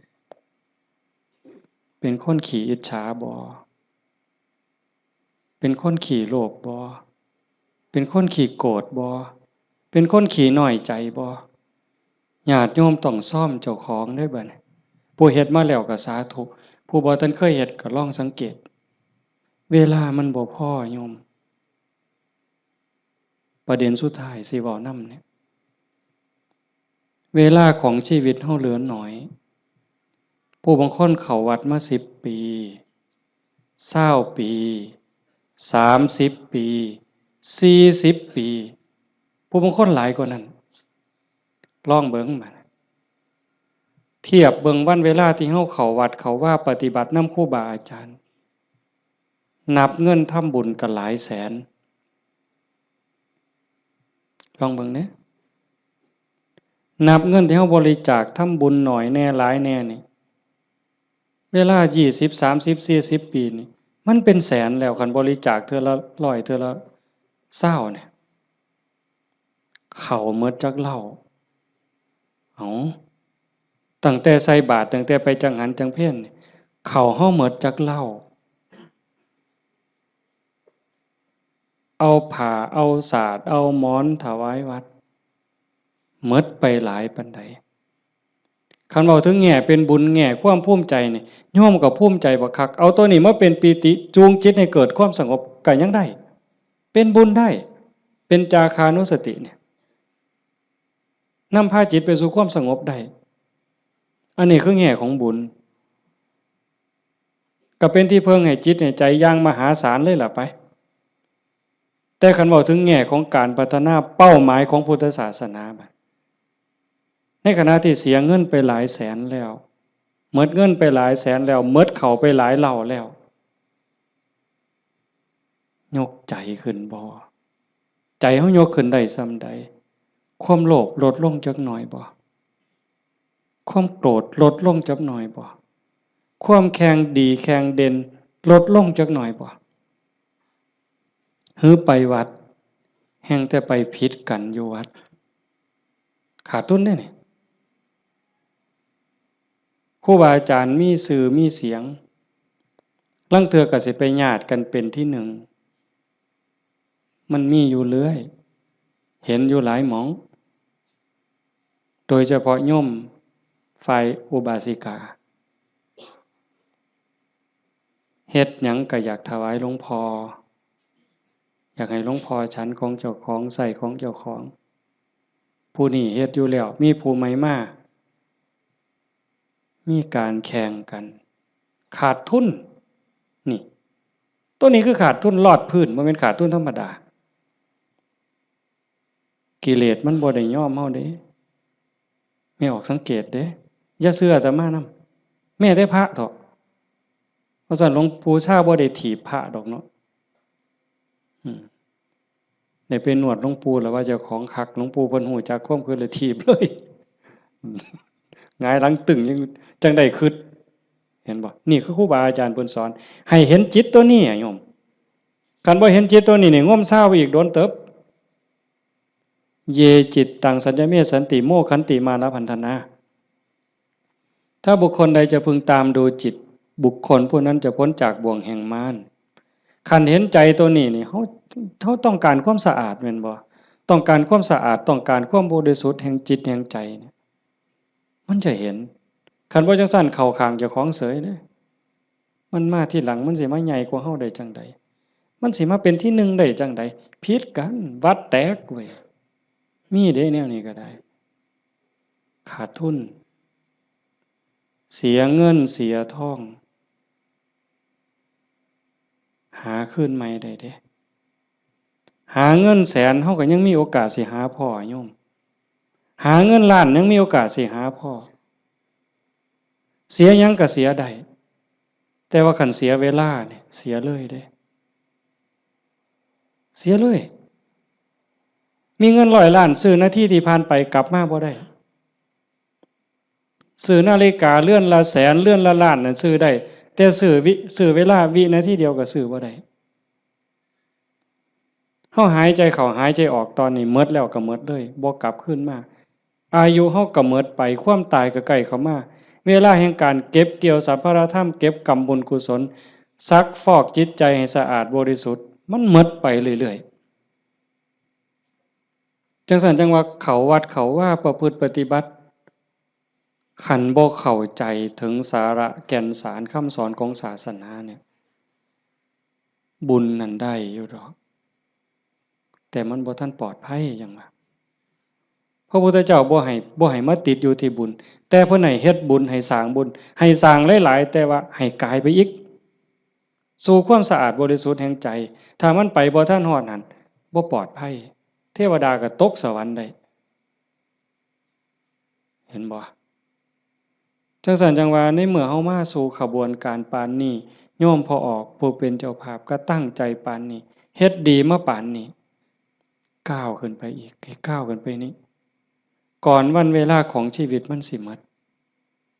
ให้พยายามเฮ็ดใจให้เป็นกลางๆหูได้ยินจมูกได้กลิ่นลิ้นได้รสกายได้สัมผัสก็เฮ็ดใจให้เป็นกลางๆสิปฏิบัติกับสิ่งที่มากระทบจากตาเห็นจากหูได้ยินจากจมูกได้กลิ่นลิ้นได้รสกายสัมผัสก็เฮ็ดด้วยสติอย่าให้รู้สึกว่าหักอย่าให้รู้สึกว่าซั่งอย่าเฮ็ดด้วยความซั่งอย่าเฮ็ดด้วยความดีใจด้วยความเสียใจอย่าเฮ็ดด้วยความหักให้จิตเป็นกลางกันเฮ็ดจังซี่คันเฮ็ดได้จังซี่มันอ่อนซ่อนเจ้าของเด้อาตมาก็เฮ็ดบ่ทันได้ก็ยังพยายามอยู่ก็จังว่าส่วนญาติส่วนโยมเฮ็ดไปพร้อมๆกันคันบ่จังซั่นน่ะมันเสียเวลาเสียดายเจ้าของ30-40ปีหมดเงินก็หลายแสนหมดข้าวก็หลายเหล้าหมดเวลาในการทำมาหากินเงินที่มาบริจาคข้าวของที่มาทำบุญก็หมดไปแล้วเวลาล่ะคันเอาเวลานั้นที่มาอยู่วัดอยู่ว่ามาสร้างน้ำทำบุญไปหาเงินหาทองมันก็ต้องได้ตื่มกันอีกหลายเติบมันจักเท่าแต่ว่าเฮายอมเสียสิ่งนั้นเพื่อสิแลกเอาสิ่งที่ดีที่สุดสิ่งที่ประเสริฐที่สุดก็คือใจเจ้าของนะให้ได้ใจที่มีความสงบใจที่มีความร่มเย็นใจที่เต็มเปี่ยมด้วยความเมตตากรุณายินดีมุทิตากับผู้อื่นใจที่เป็นอุเบกขาโตสติความระลึกได้แล้วก็อุเบกขาตัวว่างจิตเป็นกลางจิตที่เฉย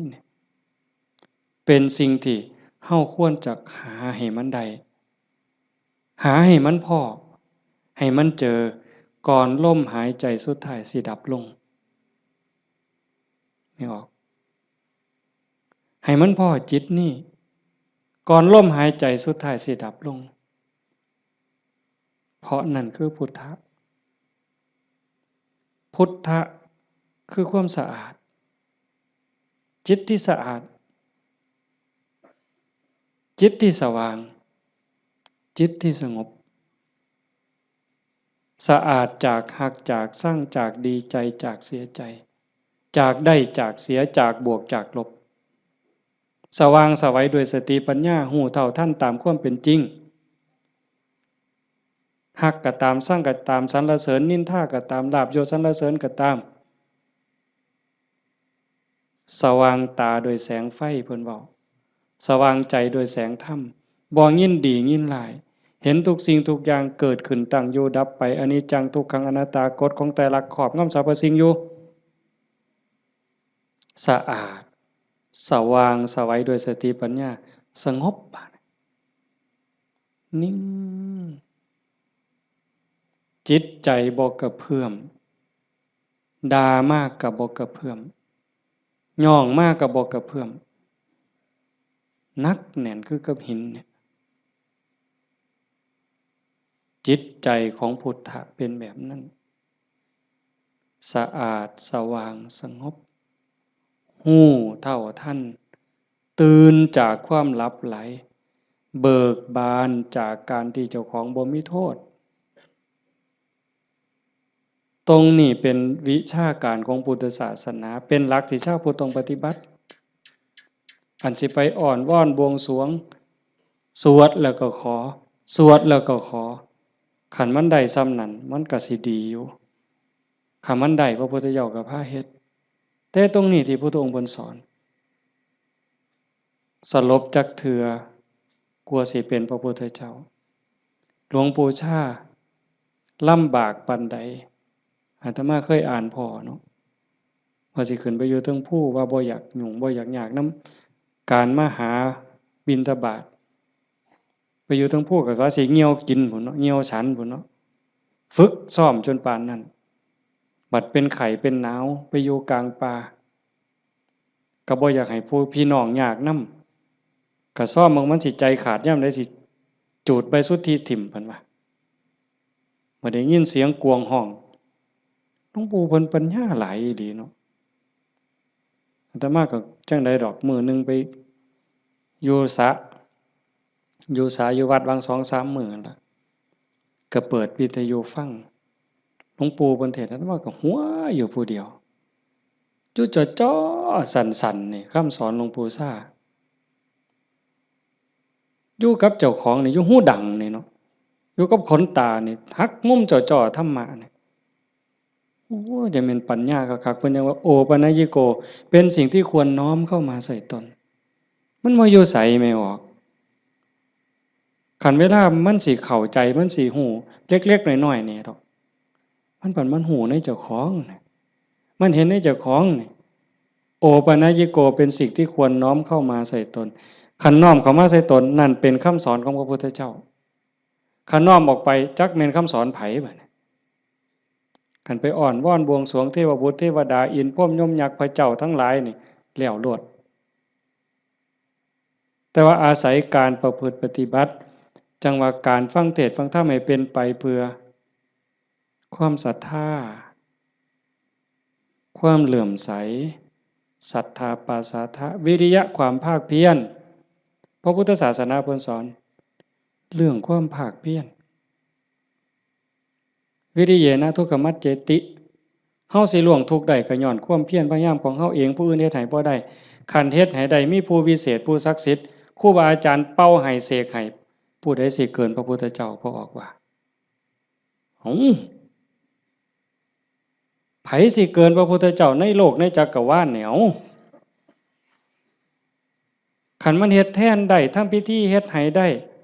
พระพุทธเจ้าเฮ็ดให้หมด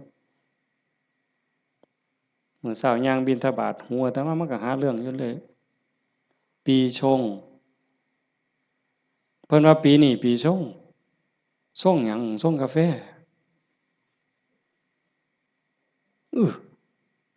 มันยากหยังกับปีกับเดือนนั่นเด้ปีชงเนี่ยเพิ่นนัดกันไปสวดมนต์สะเดาะเคราะห์มื้ออื่นทั้งศรีสะเกษพุ่นผู้ปีชงปีมะยังว่าไว้เฮาบ่เข้าใจปานใดดอกพากันไปสวดไปสะเดาะเคราะห์ไปต่อชะตาไผสิเกินพระพุทธเจ้าก็ลองเบิ่งคันมันเป็นจังซั่นมันเฮ็ดจังซั่นพระพุทธเจ้าเฮ็ดหมดอันไม่ออกมาเฮ็ดนี่กำลังเฮ็ดให้เจ้าของสะเดาะเคราะห์ก็แม่นต่อชะตาก็แม่นเสริมดวงก็แม่นโดยการตั้งสติให้มันฮู้จักอีหยังผิดอีหยังถูกอีหยังควรบ่ควรตรงนี้ตรงมันแม่นพุทธะต้องเฮ็ดแบบนี้เพี้ยนมาจากภพจากชาติคันเฮาบ่มีเชื่อเก่าไม่ออกบ่ออกคันว่ามีเชื่อของนักบวชนักปฏิบัติเป็นเชื่อเป็นอย่างเป็นเผ่าเป็นพันธุ์ไว้ตั้งแต่อดีตเฮาบ่มีมือมาเฮ็ดจังซี่ในเมื่อเฮามีของเก่ามานำพามาสู่การเหตุการณ์ทำจังซี่มีกัลยาณมิตรพาเหตุพาทำให้ทุ่มเทเต็มที่ถือว่าโอกาสได้เกิดมาเป็นมนุษย์ได้พบพระพุทธศาสนามีสติปัญญาหูดีหูชั่วหูผิดหูถูกยังมีสติหูอยู่จังซี่เฮ็ดเต็มที่ก่อนมันสิหมดเวลาแล้วอย่าคิดว่าเจ้าของซ่าเด้ไม่ออกญาติโยมอย่าคิดว่าเฮาสิเฮ็ดบ่ทันตราบใดลมหายใจยังมีอยู่สติสัมปชัญญะยังหูผิดหูถูกเพิ่นว่าเฮามีโอกาสจนลมหายใจสุดท้ายจนลมหายใจสุดท้ายยิ่งเฮาฟังเทศน์ฟังธรรมอยู่บ่อยๆอยู่ประจำบัดจนฮอดเฮาเจ็บเฮาป่วยเฮาใจสิขาดสิล้มสิตายสิ่งที่เฮาฝึกมาตลอดชีวิตทบทวนมาตลอดชีวิตฮอดเวลานั้นมันจะว่างแม่นบ่แม่นก็แล้วแต่สิว่างว่ามันเอาบ่ได้แล้วร่างกายบ่แม่นของเฮาสังขารบ่แม่นของเฮาสรรพสิ่งในโลกบ่แม่นของเฮาดินดอนตอนหญ้าบ่แม่นของเฮาแม้แต่สังขารร่างกายก็สิถิ้มอยู่ไว้ๆนี่ว่างเด้ปล่อยเด้ ตัวอย่างที่อาตมาได้พบมาญาติธรรมวันที่9 พฤศจิกาอาตมาว่าจะพาไปสวดมนต์ที่พระใหญ่อำเภอเขืองในเพิ่นนิมนต์ไปเทศน์ก็เลยประกาศชวนญาติชวนโยมไปญาติธรรมกลุ่มหนึ่งผู้เฒ่าหน่อยที่สุดก็60แต่ส่วนใหญ่70ขึ้นไปเกิดอุบัติเหตุโยมอาจจะได้ยินข่าวอยู่ว่าจักรถสิเลี้ยวเข้าพระใหญ่เขืองอำเภอเขืองในเลี้ยวเข้าไป2 ขั้นหน้าไปติดหลุมสิลงจากทางลาดยางมันมีหลุมก็คอยหยอดขั้นหน้าคอยหยอดขั้นหลังก็จอดนิ่งๆรถวัดป่าใหญ่เมืองอุบลแล่นมาต่ำเขาเต็มลำหลังหัวเก๋งนั่นคนอยู่ทั้งหลังนี่7อยู่ทั้งหน้า2คนทั้งหน้า2บ่เป็นหยังแต่อยู่ทั้งหลัง7คนนี่ฟ้งลงรถตาย3บาดเจ็บหนัก4เป็นจังได๋พวกผู้เฒ่าทั้งหมดนี่ว่าชีวิตเฮาอันนี้เพิ่นเว้าก่อนเป็นได้เว้ามาเรื่อยๆดอกบ่แม่นเว้ามื้อนั้นเว้าเรื่อยๆเว้าตลอดถ้าเฮาได้เข้าวัดเข้าว่าได้ปฏิบัติเป็นนักรบตายในสนามรบตายยามใดก็บ่ย้านยิ่งไปเฮ็ดบุญตายแฮ่งได้ดีว่าจั่งซี้เลยเด้ตายก็ตายไปแต่ว่าซุ่มยังนี่กระดูกโครงหักแขนหักกระดูกสันหลังเคลื่อนกระดูกต้นคอเคลื่อนขาหลุดโบกแม่นหมด2 คนหนึ่งนี่หมอเขาว่าเป็นอัมพาตตลอดชีวิตซอยเหลือเจ้าของบ่ได้อาตมาก็ออกมาบ่ได้เทศน์นำซั่นดอกได้ยินข่าวอาตมาไปนั่งลงปุ๊บก็เสียงหวอรถดังเลยพอได้ยินข่าวว่าเป็นญาติธรรมก็แต่ตามเขามาโรงพยาบาลเขืองในพอแต่ไปฮอดแม่ใหญ่นึงเขาก็ไปเขามาอุบลก็หลายแล้วแต่แม่ใหญ่นึงนอนอยู่ก็เจ็บแขนหักหน้านี่ลอกหมดเลือดแดงพอแต่เห็นโอ้ยอาจารย์แขวหักเพิ่นว่าแขวเสียไปซ้ำเพิ่นว่าโอ้ยสร้างมันเถาใหญ่บ่ได้ซื้อเพราะบาทดอกแขวนั่นว่าเราก็ยังดีใจอยู่เด้หลานน้อยไปนำหลานอาตมาไปนำ2 คนจับมือยายแน่มันหนาวมันสิไปทั้งเพิ่นแล้วนะมันหนาวจับมือยายแน่ให้ยายอุ่นแน่ให้ยายอุ่นแน่เด็กน้อยก็จับผู้คนก็บ่ฮู้เรื่องสลบไปบัดพ่อใหญ่นึงบัดนี้กระดูกหักเขาก็คิดว่าแอวหักอาตมาก็คิดยากหมอเขาก็มาจับนี่เขาก็เพื่อทดสอบว่าเป็นหยังบัดสุดท้ายเขาก็ว่าแอวหักกระดูกหักอาตมาก็โอ้ยตารู้ตนผู้เฒ่าเราก็ถามหาเมียเนาะครูนั่นโยมบ้านฟังเพอาจจะเห็นพ่อใหญ่ผู้ดำๆมันเพิ่นสิเป็นครูอาตมาเอิ้นแต่เทวดาตาบ่เห็นหุงดอกผู้เฒ่าขี่รถมาเกือบ20 กิโลรถซาเล้งเพิ่นมานั่นเพิ่นก็ถามหาเมียเพิ่นอาตมาก็บ่ได้ปากดอกแต่หมอไปนำนั่นเพิ่นเว้าก่อนยายเพิ่นก็ถามหาตาอยู่จริงๆเขาไปอุบลตายก่อนหมู่ยายนั่นหม่องหมอนเป็นตาเงิดหลายบัดนี้อาตมาเยี่ยมอยู่โรงพยาบาลสรรพสิทธิ์ไปเยี่ยมเฒ่าผู้ชายหันก่อนโอ้ยอาจารย์บ่แม่นของเฮาจักอย่างเพิ่นว่าเด้บ่แม่นของเฮาจักอย่างบอกบ่ให้เจ็บมันก็เจ็บมันอยากเป็นหยังมันก็เป็นบ่แม่นของเฮาจังแม่นน้อเพิ่นว่าหลงว่าของเจ้าของมาตั้งโดนอันนี้ก็ตัวนึงหลังจากนั้นมาเยี่ยมแม่ใหญ่ผู้กระดูกคอเคลื่อนกระดูกสันหลังเคลื่อนอันนี้หมอก็ว่าเป็นอัมพาตตลอดชีวิตบัดนี้ถ้ามาฮอดแล้วเว้าแม่ใหญ่นี่แล้วเว้าอีหลีน่ะเว้าแผ่วๆๆๆเสียงดังเว้าแต่กรรมฐานแล้วเว้าหยังดอกโอ้ยบ่ย้านจักหน่อยอาจารย์เพิ่นว่าลูกศิษย์อาจารย์ใหญ่วัดโน่นกุลมบ่ย้านเพิ่นว่านั่งสมาธิ6 ชั่วโมง9 ชั่วโมงสำบายตายก็ดีมันสิได้เซาเจ็บเซามีแรงเพิ่นว่าแต่ว่าเราหลับไปยามใดวึบไปยามใดเราว่าขาวอักลากนี่หม้องเราอุ่นคือมันสิใจขาดหลับไปยามใดปึ๊บสิเห็นคนใส่ชุดขาวเต็มอยู่ตลอดนี่คือนิมิตดีเด้คันตายในขณะนี้นี่สวรรค์เขาเอาเราไปแท้แต่ว่าเราปฏิบัติตลอดที่จริงเขาให้เราอยู่ห้องผู้เดียวเป็นห้องอันตราย แล้วผมว่าโอ้ยดีแห้งอาจารย์เขาให้อยู่ผู้เดียวบ่มีผู้ใดมากวนปฏิบัติภาวนาเมิดขึ้นเพิ่นว่าอันบ่ฮู้ทีบเด้อนั่นเจ้าของนั่นอันตรายที่สุดเพิ่นว่าเพิ่นสำบายมีผู้ใดมากวนเพิ่นนั่นบัดเอาไปเอามาภาวนาตลอดอยู่โรงพยาบาลตลอดย่างได้ซุมื้อหมอว่าสิเป็นอัมพาตตลอดถึง2เท่านี่ตลอดชีวิตเลยช่วยเหลือตัวเองบ่ได้แท้เดี๋ยวนี้ย่างได้ถึง2คนเห็นบ่หม่องอัศจรรย์หลายพ่อใหญ่เข็มนี่แม่ใหญ่ต้องค้ำเมียตายพ่อใหญ่ต้องเข็มพ่อใหญ่เข็มนี่คือทรมานตอนนี้ก็ย่างแล้วอ่าโยมแม่ใหญ่สวัสดิ์น้องสาวนั่นตายแล้วอีกผู้หนึ่งอาตมาจื้อบ่ได้ตายบ่เอาเรื่องกับรถถือว่าเป็นกรรมเป็นเวรเป็นสิ่งที่เกี่ยวเนื่องกันมาใครแม่นเฮาสิว่าแนวใดมองอาตมาเงิดอ่อนซ่อนใจคนน่ะขอบสามครอบครัวนี่ผู้หนึงเจ็บสาหัสผู้หนึงตายนี่บ่เอาเรื่องกับรถบ่เอาเรื่องกับคู่กรณีถือว่าเป็นเรื่องของบาปของบุญเป็นเรื่องของวัฏสงสารให้แล้วต่อกันเขาก็บ่อยากมาซ่นเขาก็บ่อยากพาเฮาไปตายนี่มองว่าคุณภาพของธรรมะมองเข้าใจธรรมะมันเฮ็ดใจได้ขนาดนั้นน่ะคักบ่มื้อนี้แม่ใหญ่นึงผู้เตรียมเนี่ยเผาไปวาง 2-3 มื้ออายุ89ปี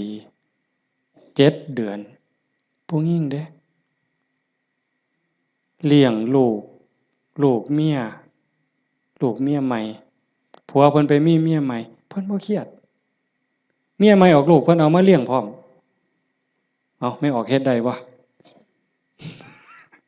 นี่คือน้ำใจคนนะแม่ใหญ่นี่เราปฏิบัติธรรมอยู่นำครูบาอาจารย์มาตลอดลูกเราดีหมดซุคนเป็นหมอ2เป็นครูผู้หนึ่งเป็นชาวนาก็มีอยู่2คนแต่ว่าหม่องอัศจรรย์คือเราปฏิบัติตลอดโยมไม่ออกสวดปาติโมกข์ได้ที่พระเพิ่นลงปาติโมกข์นี่แม่ใหญ่น่ะเราสวดได้อาตมาสวดบ่ได้หม่องเป็นตะงึดหลายแต่ว่าเราตกศาลาเทื่อนึงย่างจงกรมมันมืดตกศาลาสมัยก่อนนั่นขาหักว่าซั่นว่าเห็นบ่บัดมื้ออาตมาสิไปเยี่ยมอาตมาไปเทศน์ฟังทั้งครูขันธ์ก็เลยว่าสิกายไปทางนั้นลูกชายเพิ่นว่าบ้านอยู่ทางนั้นก็เลยพาไปเยี่ยมลูกชายก็บอกว่าอาจารย์สิมาเยี่ยมเราลุกบ่ได้ตลอดแต่ว่าสติเราดีเด้เพราะแต่ว่าอาตมาสิไปเสียงรถก็ไปจอดแล้วลุกขึ้นมานั่งพออาตมาไปนั่งลงแล้วก็กราบได้เทื่อเดียวดอกก็นอนมันวิ่นหัวปานนั้นเราก็เว้าธรรมะโต้ตอบได้ทุกเรื่องสติบ่ขาดลูกหลานจักว่าเท่าใดมาเต็มเฮือนแล้วจำได้ฮอดซุมบ่นุ่งผ้าว่ามันชื่อหยังนิสัยมันดื้อบ่ดื้อแล้วฮู้ผู้นี่หมองลูกหลานว่าย่าย่ายอยู่อีกเด้อโอ้ย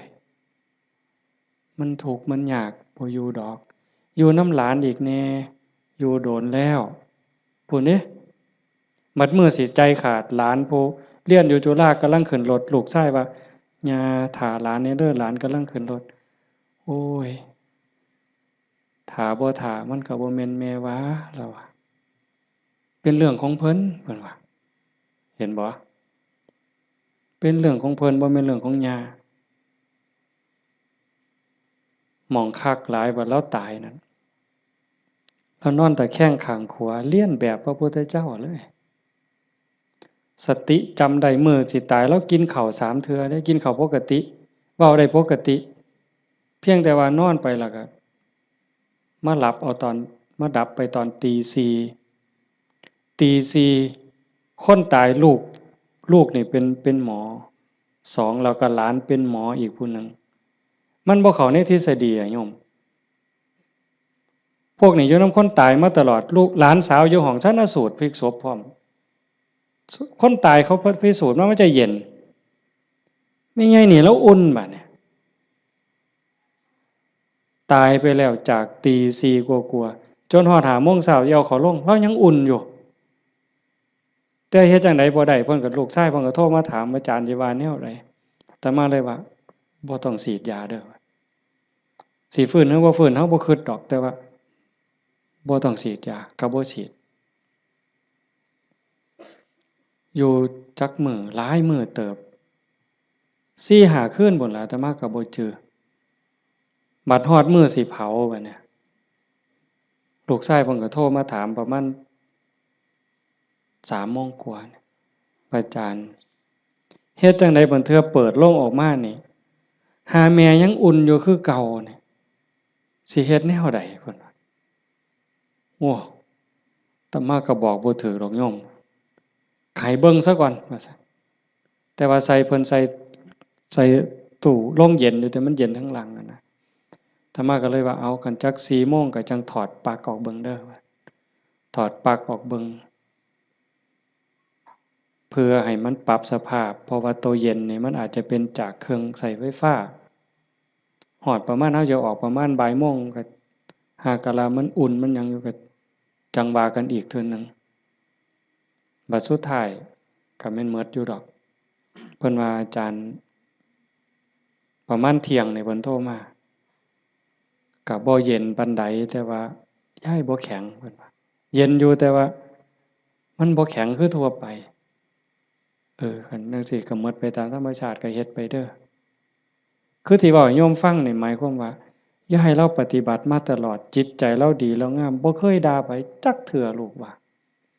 ลูกเมียใหม่เขาผัวก็อยู่นำเมียใหม่นี่เอาลูกมาเรียนเราก็ป้อนข้าวทอกันนี่เลี้ยงซ่ากันป้อนปลาป้อนข้าวก็บ่ให้ลูกเจ้าของคำใหญ่กว่าเด้คำทอกันอืมอาบน้ำให้ก็คือกันสอนก็คือกันฮักทอกันใจคนน่ะมันจังว่าคันมันได้ฝึกได้ฝนมันมีธรรมมันก็สุดยอดอยู่นี่โยมพ่อใหญ่พาเฮาประพฤติปฏิบัติเฮ็ดงานจังซี่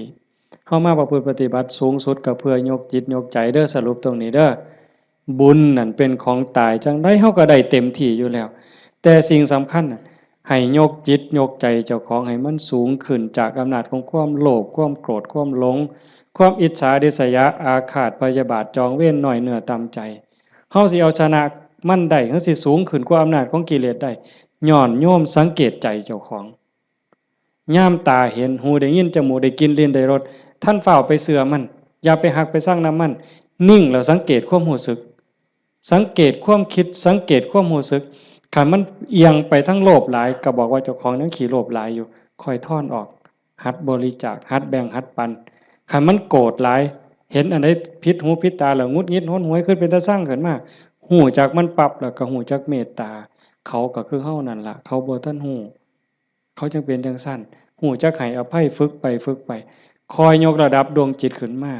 ให้เข้าใจว่าพระพุทธเจ้าบ่ได้สอนให้เฮาทุกข์พระพุทธศาสนาสอนให้เฮาพ้นทุกข์โกรธก็คือทุกข์โลภก็คือทุกข์หลงก็คือทุกข์เป็นเหตุให้ทุกข์เฮาก็ต้องดับเหตุมันเฮ็ดให้จิตใจเป็นกลางๆฮักผู้อื่นคือฮักเจ้าของหวังดีต่อผู้อื่นคือหวังดีต่อเจ้าของนั่นจิตใจเฮาจะดีขึ้นงามขึ้นมื้อนี้สมควรแก่กาลเวลาใช้เวลามาหลายเติบชั่วโมงหนึ่งกับ40กว่านาทีเนาะสมควรแก่กาลเวลาท้ายที่สุดก็ขออนุโมทนาสาธุกับญาติโยมผู้เป็นเจ้าภาพผู้เป็นเจ้าของสถานที่และก็ญาติธรรมที่มาจากที่ไกลที่ไกลมาร่วมประพฤติปฏิบัติบำเพ็ญบุญบำเพ็ญกุศลยกระดับดวงจิตดวงใจของเจ้าของให้สูงขึ้นงามขึ้นท้ายที่สุดก็ขอรัตนะอ้างอิงเอาอำนาจแห่งคุณพระศรีรัตนตรัยคุณของพระพุทธเจ้าพระธรรมพระสงฆ์และอำนาจแห่งบุญกุศลคุณงามความดีที่มีทั้งหมดทั้งมวลในสากลและจักรวาลจงหลอมร่วมเป็นตบะเป็นเดชะเป็นพลวะปัจจัยอำนวยหนุนส่งให้ญาติโยมสุขสุคนจงเป็นผู้แกล้วกล้าอาจหาญร่าเริงในการสร้างบุญสร้างกุศลสร้างคุณงามความดีให้ยิ่งขึ้นไปให้เป็นผู้เจริญงอกงามในจตุรพิธพรชัยคืออายุวันนะสุขภละปฏิภาณธรรมสารสมบัติ ให้เป็นผู้มีสัมมาทิฏฐิมีโอกาสประพฤติธรรมปฏิบัติธรรมให้ได้เข้าถึงธรรมที่บ่ทันได้เข้าถึงได้ฮู้แจ้งธรรมที่บ่ทันได้ฮู้แจ้งจนสามารถนำตนให้พ้นทุกข์ปรารถนาสิ่งหนึ่งประการใดหากเป็นไปโดยชอบประกอบโดยธรรม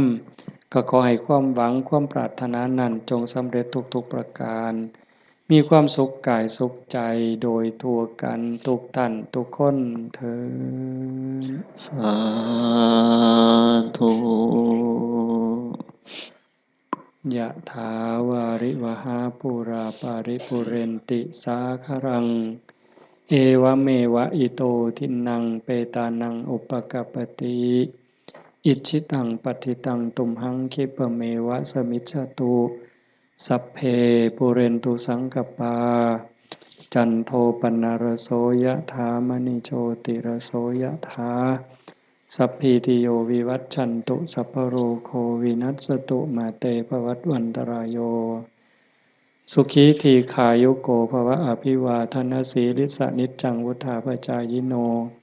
จัตตารโอธรรมาวัฏันติอายุวันโนสุขังพลังภวตุสัพพมังคลังรักขันตุสัพพเทวตาสัพพพุทธานุภาเวนะสัพพธัมมานุภาเวนะสัพพสังฆานุภาเวนะสทธาโสธีพระวันตุเต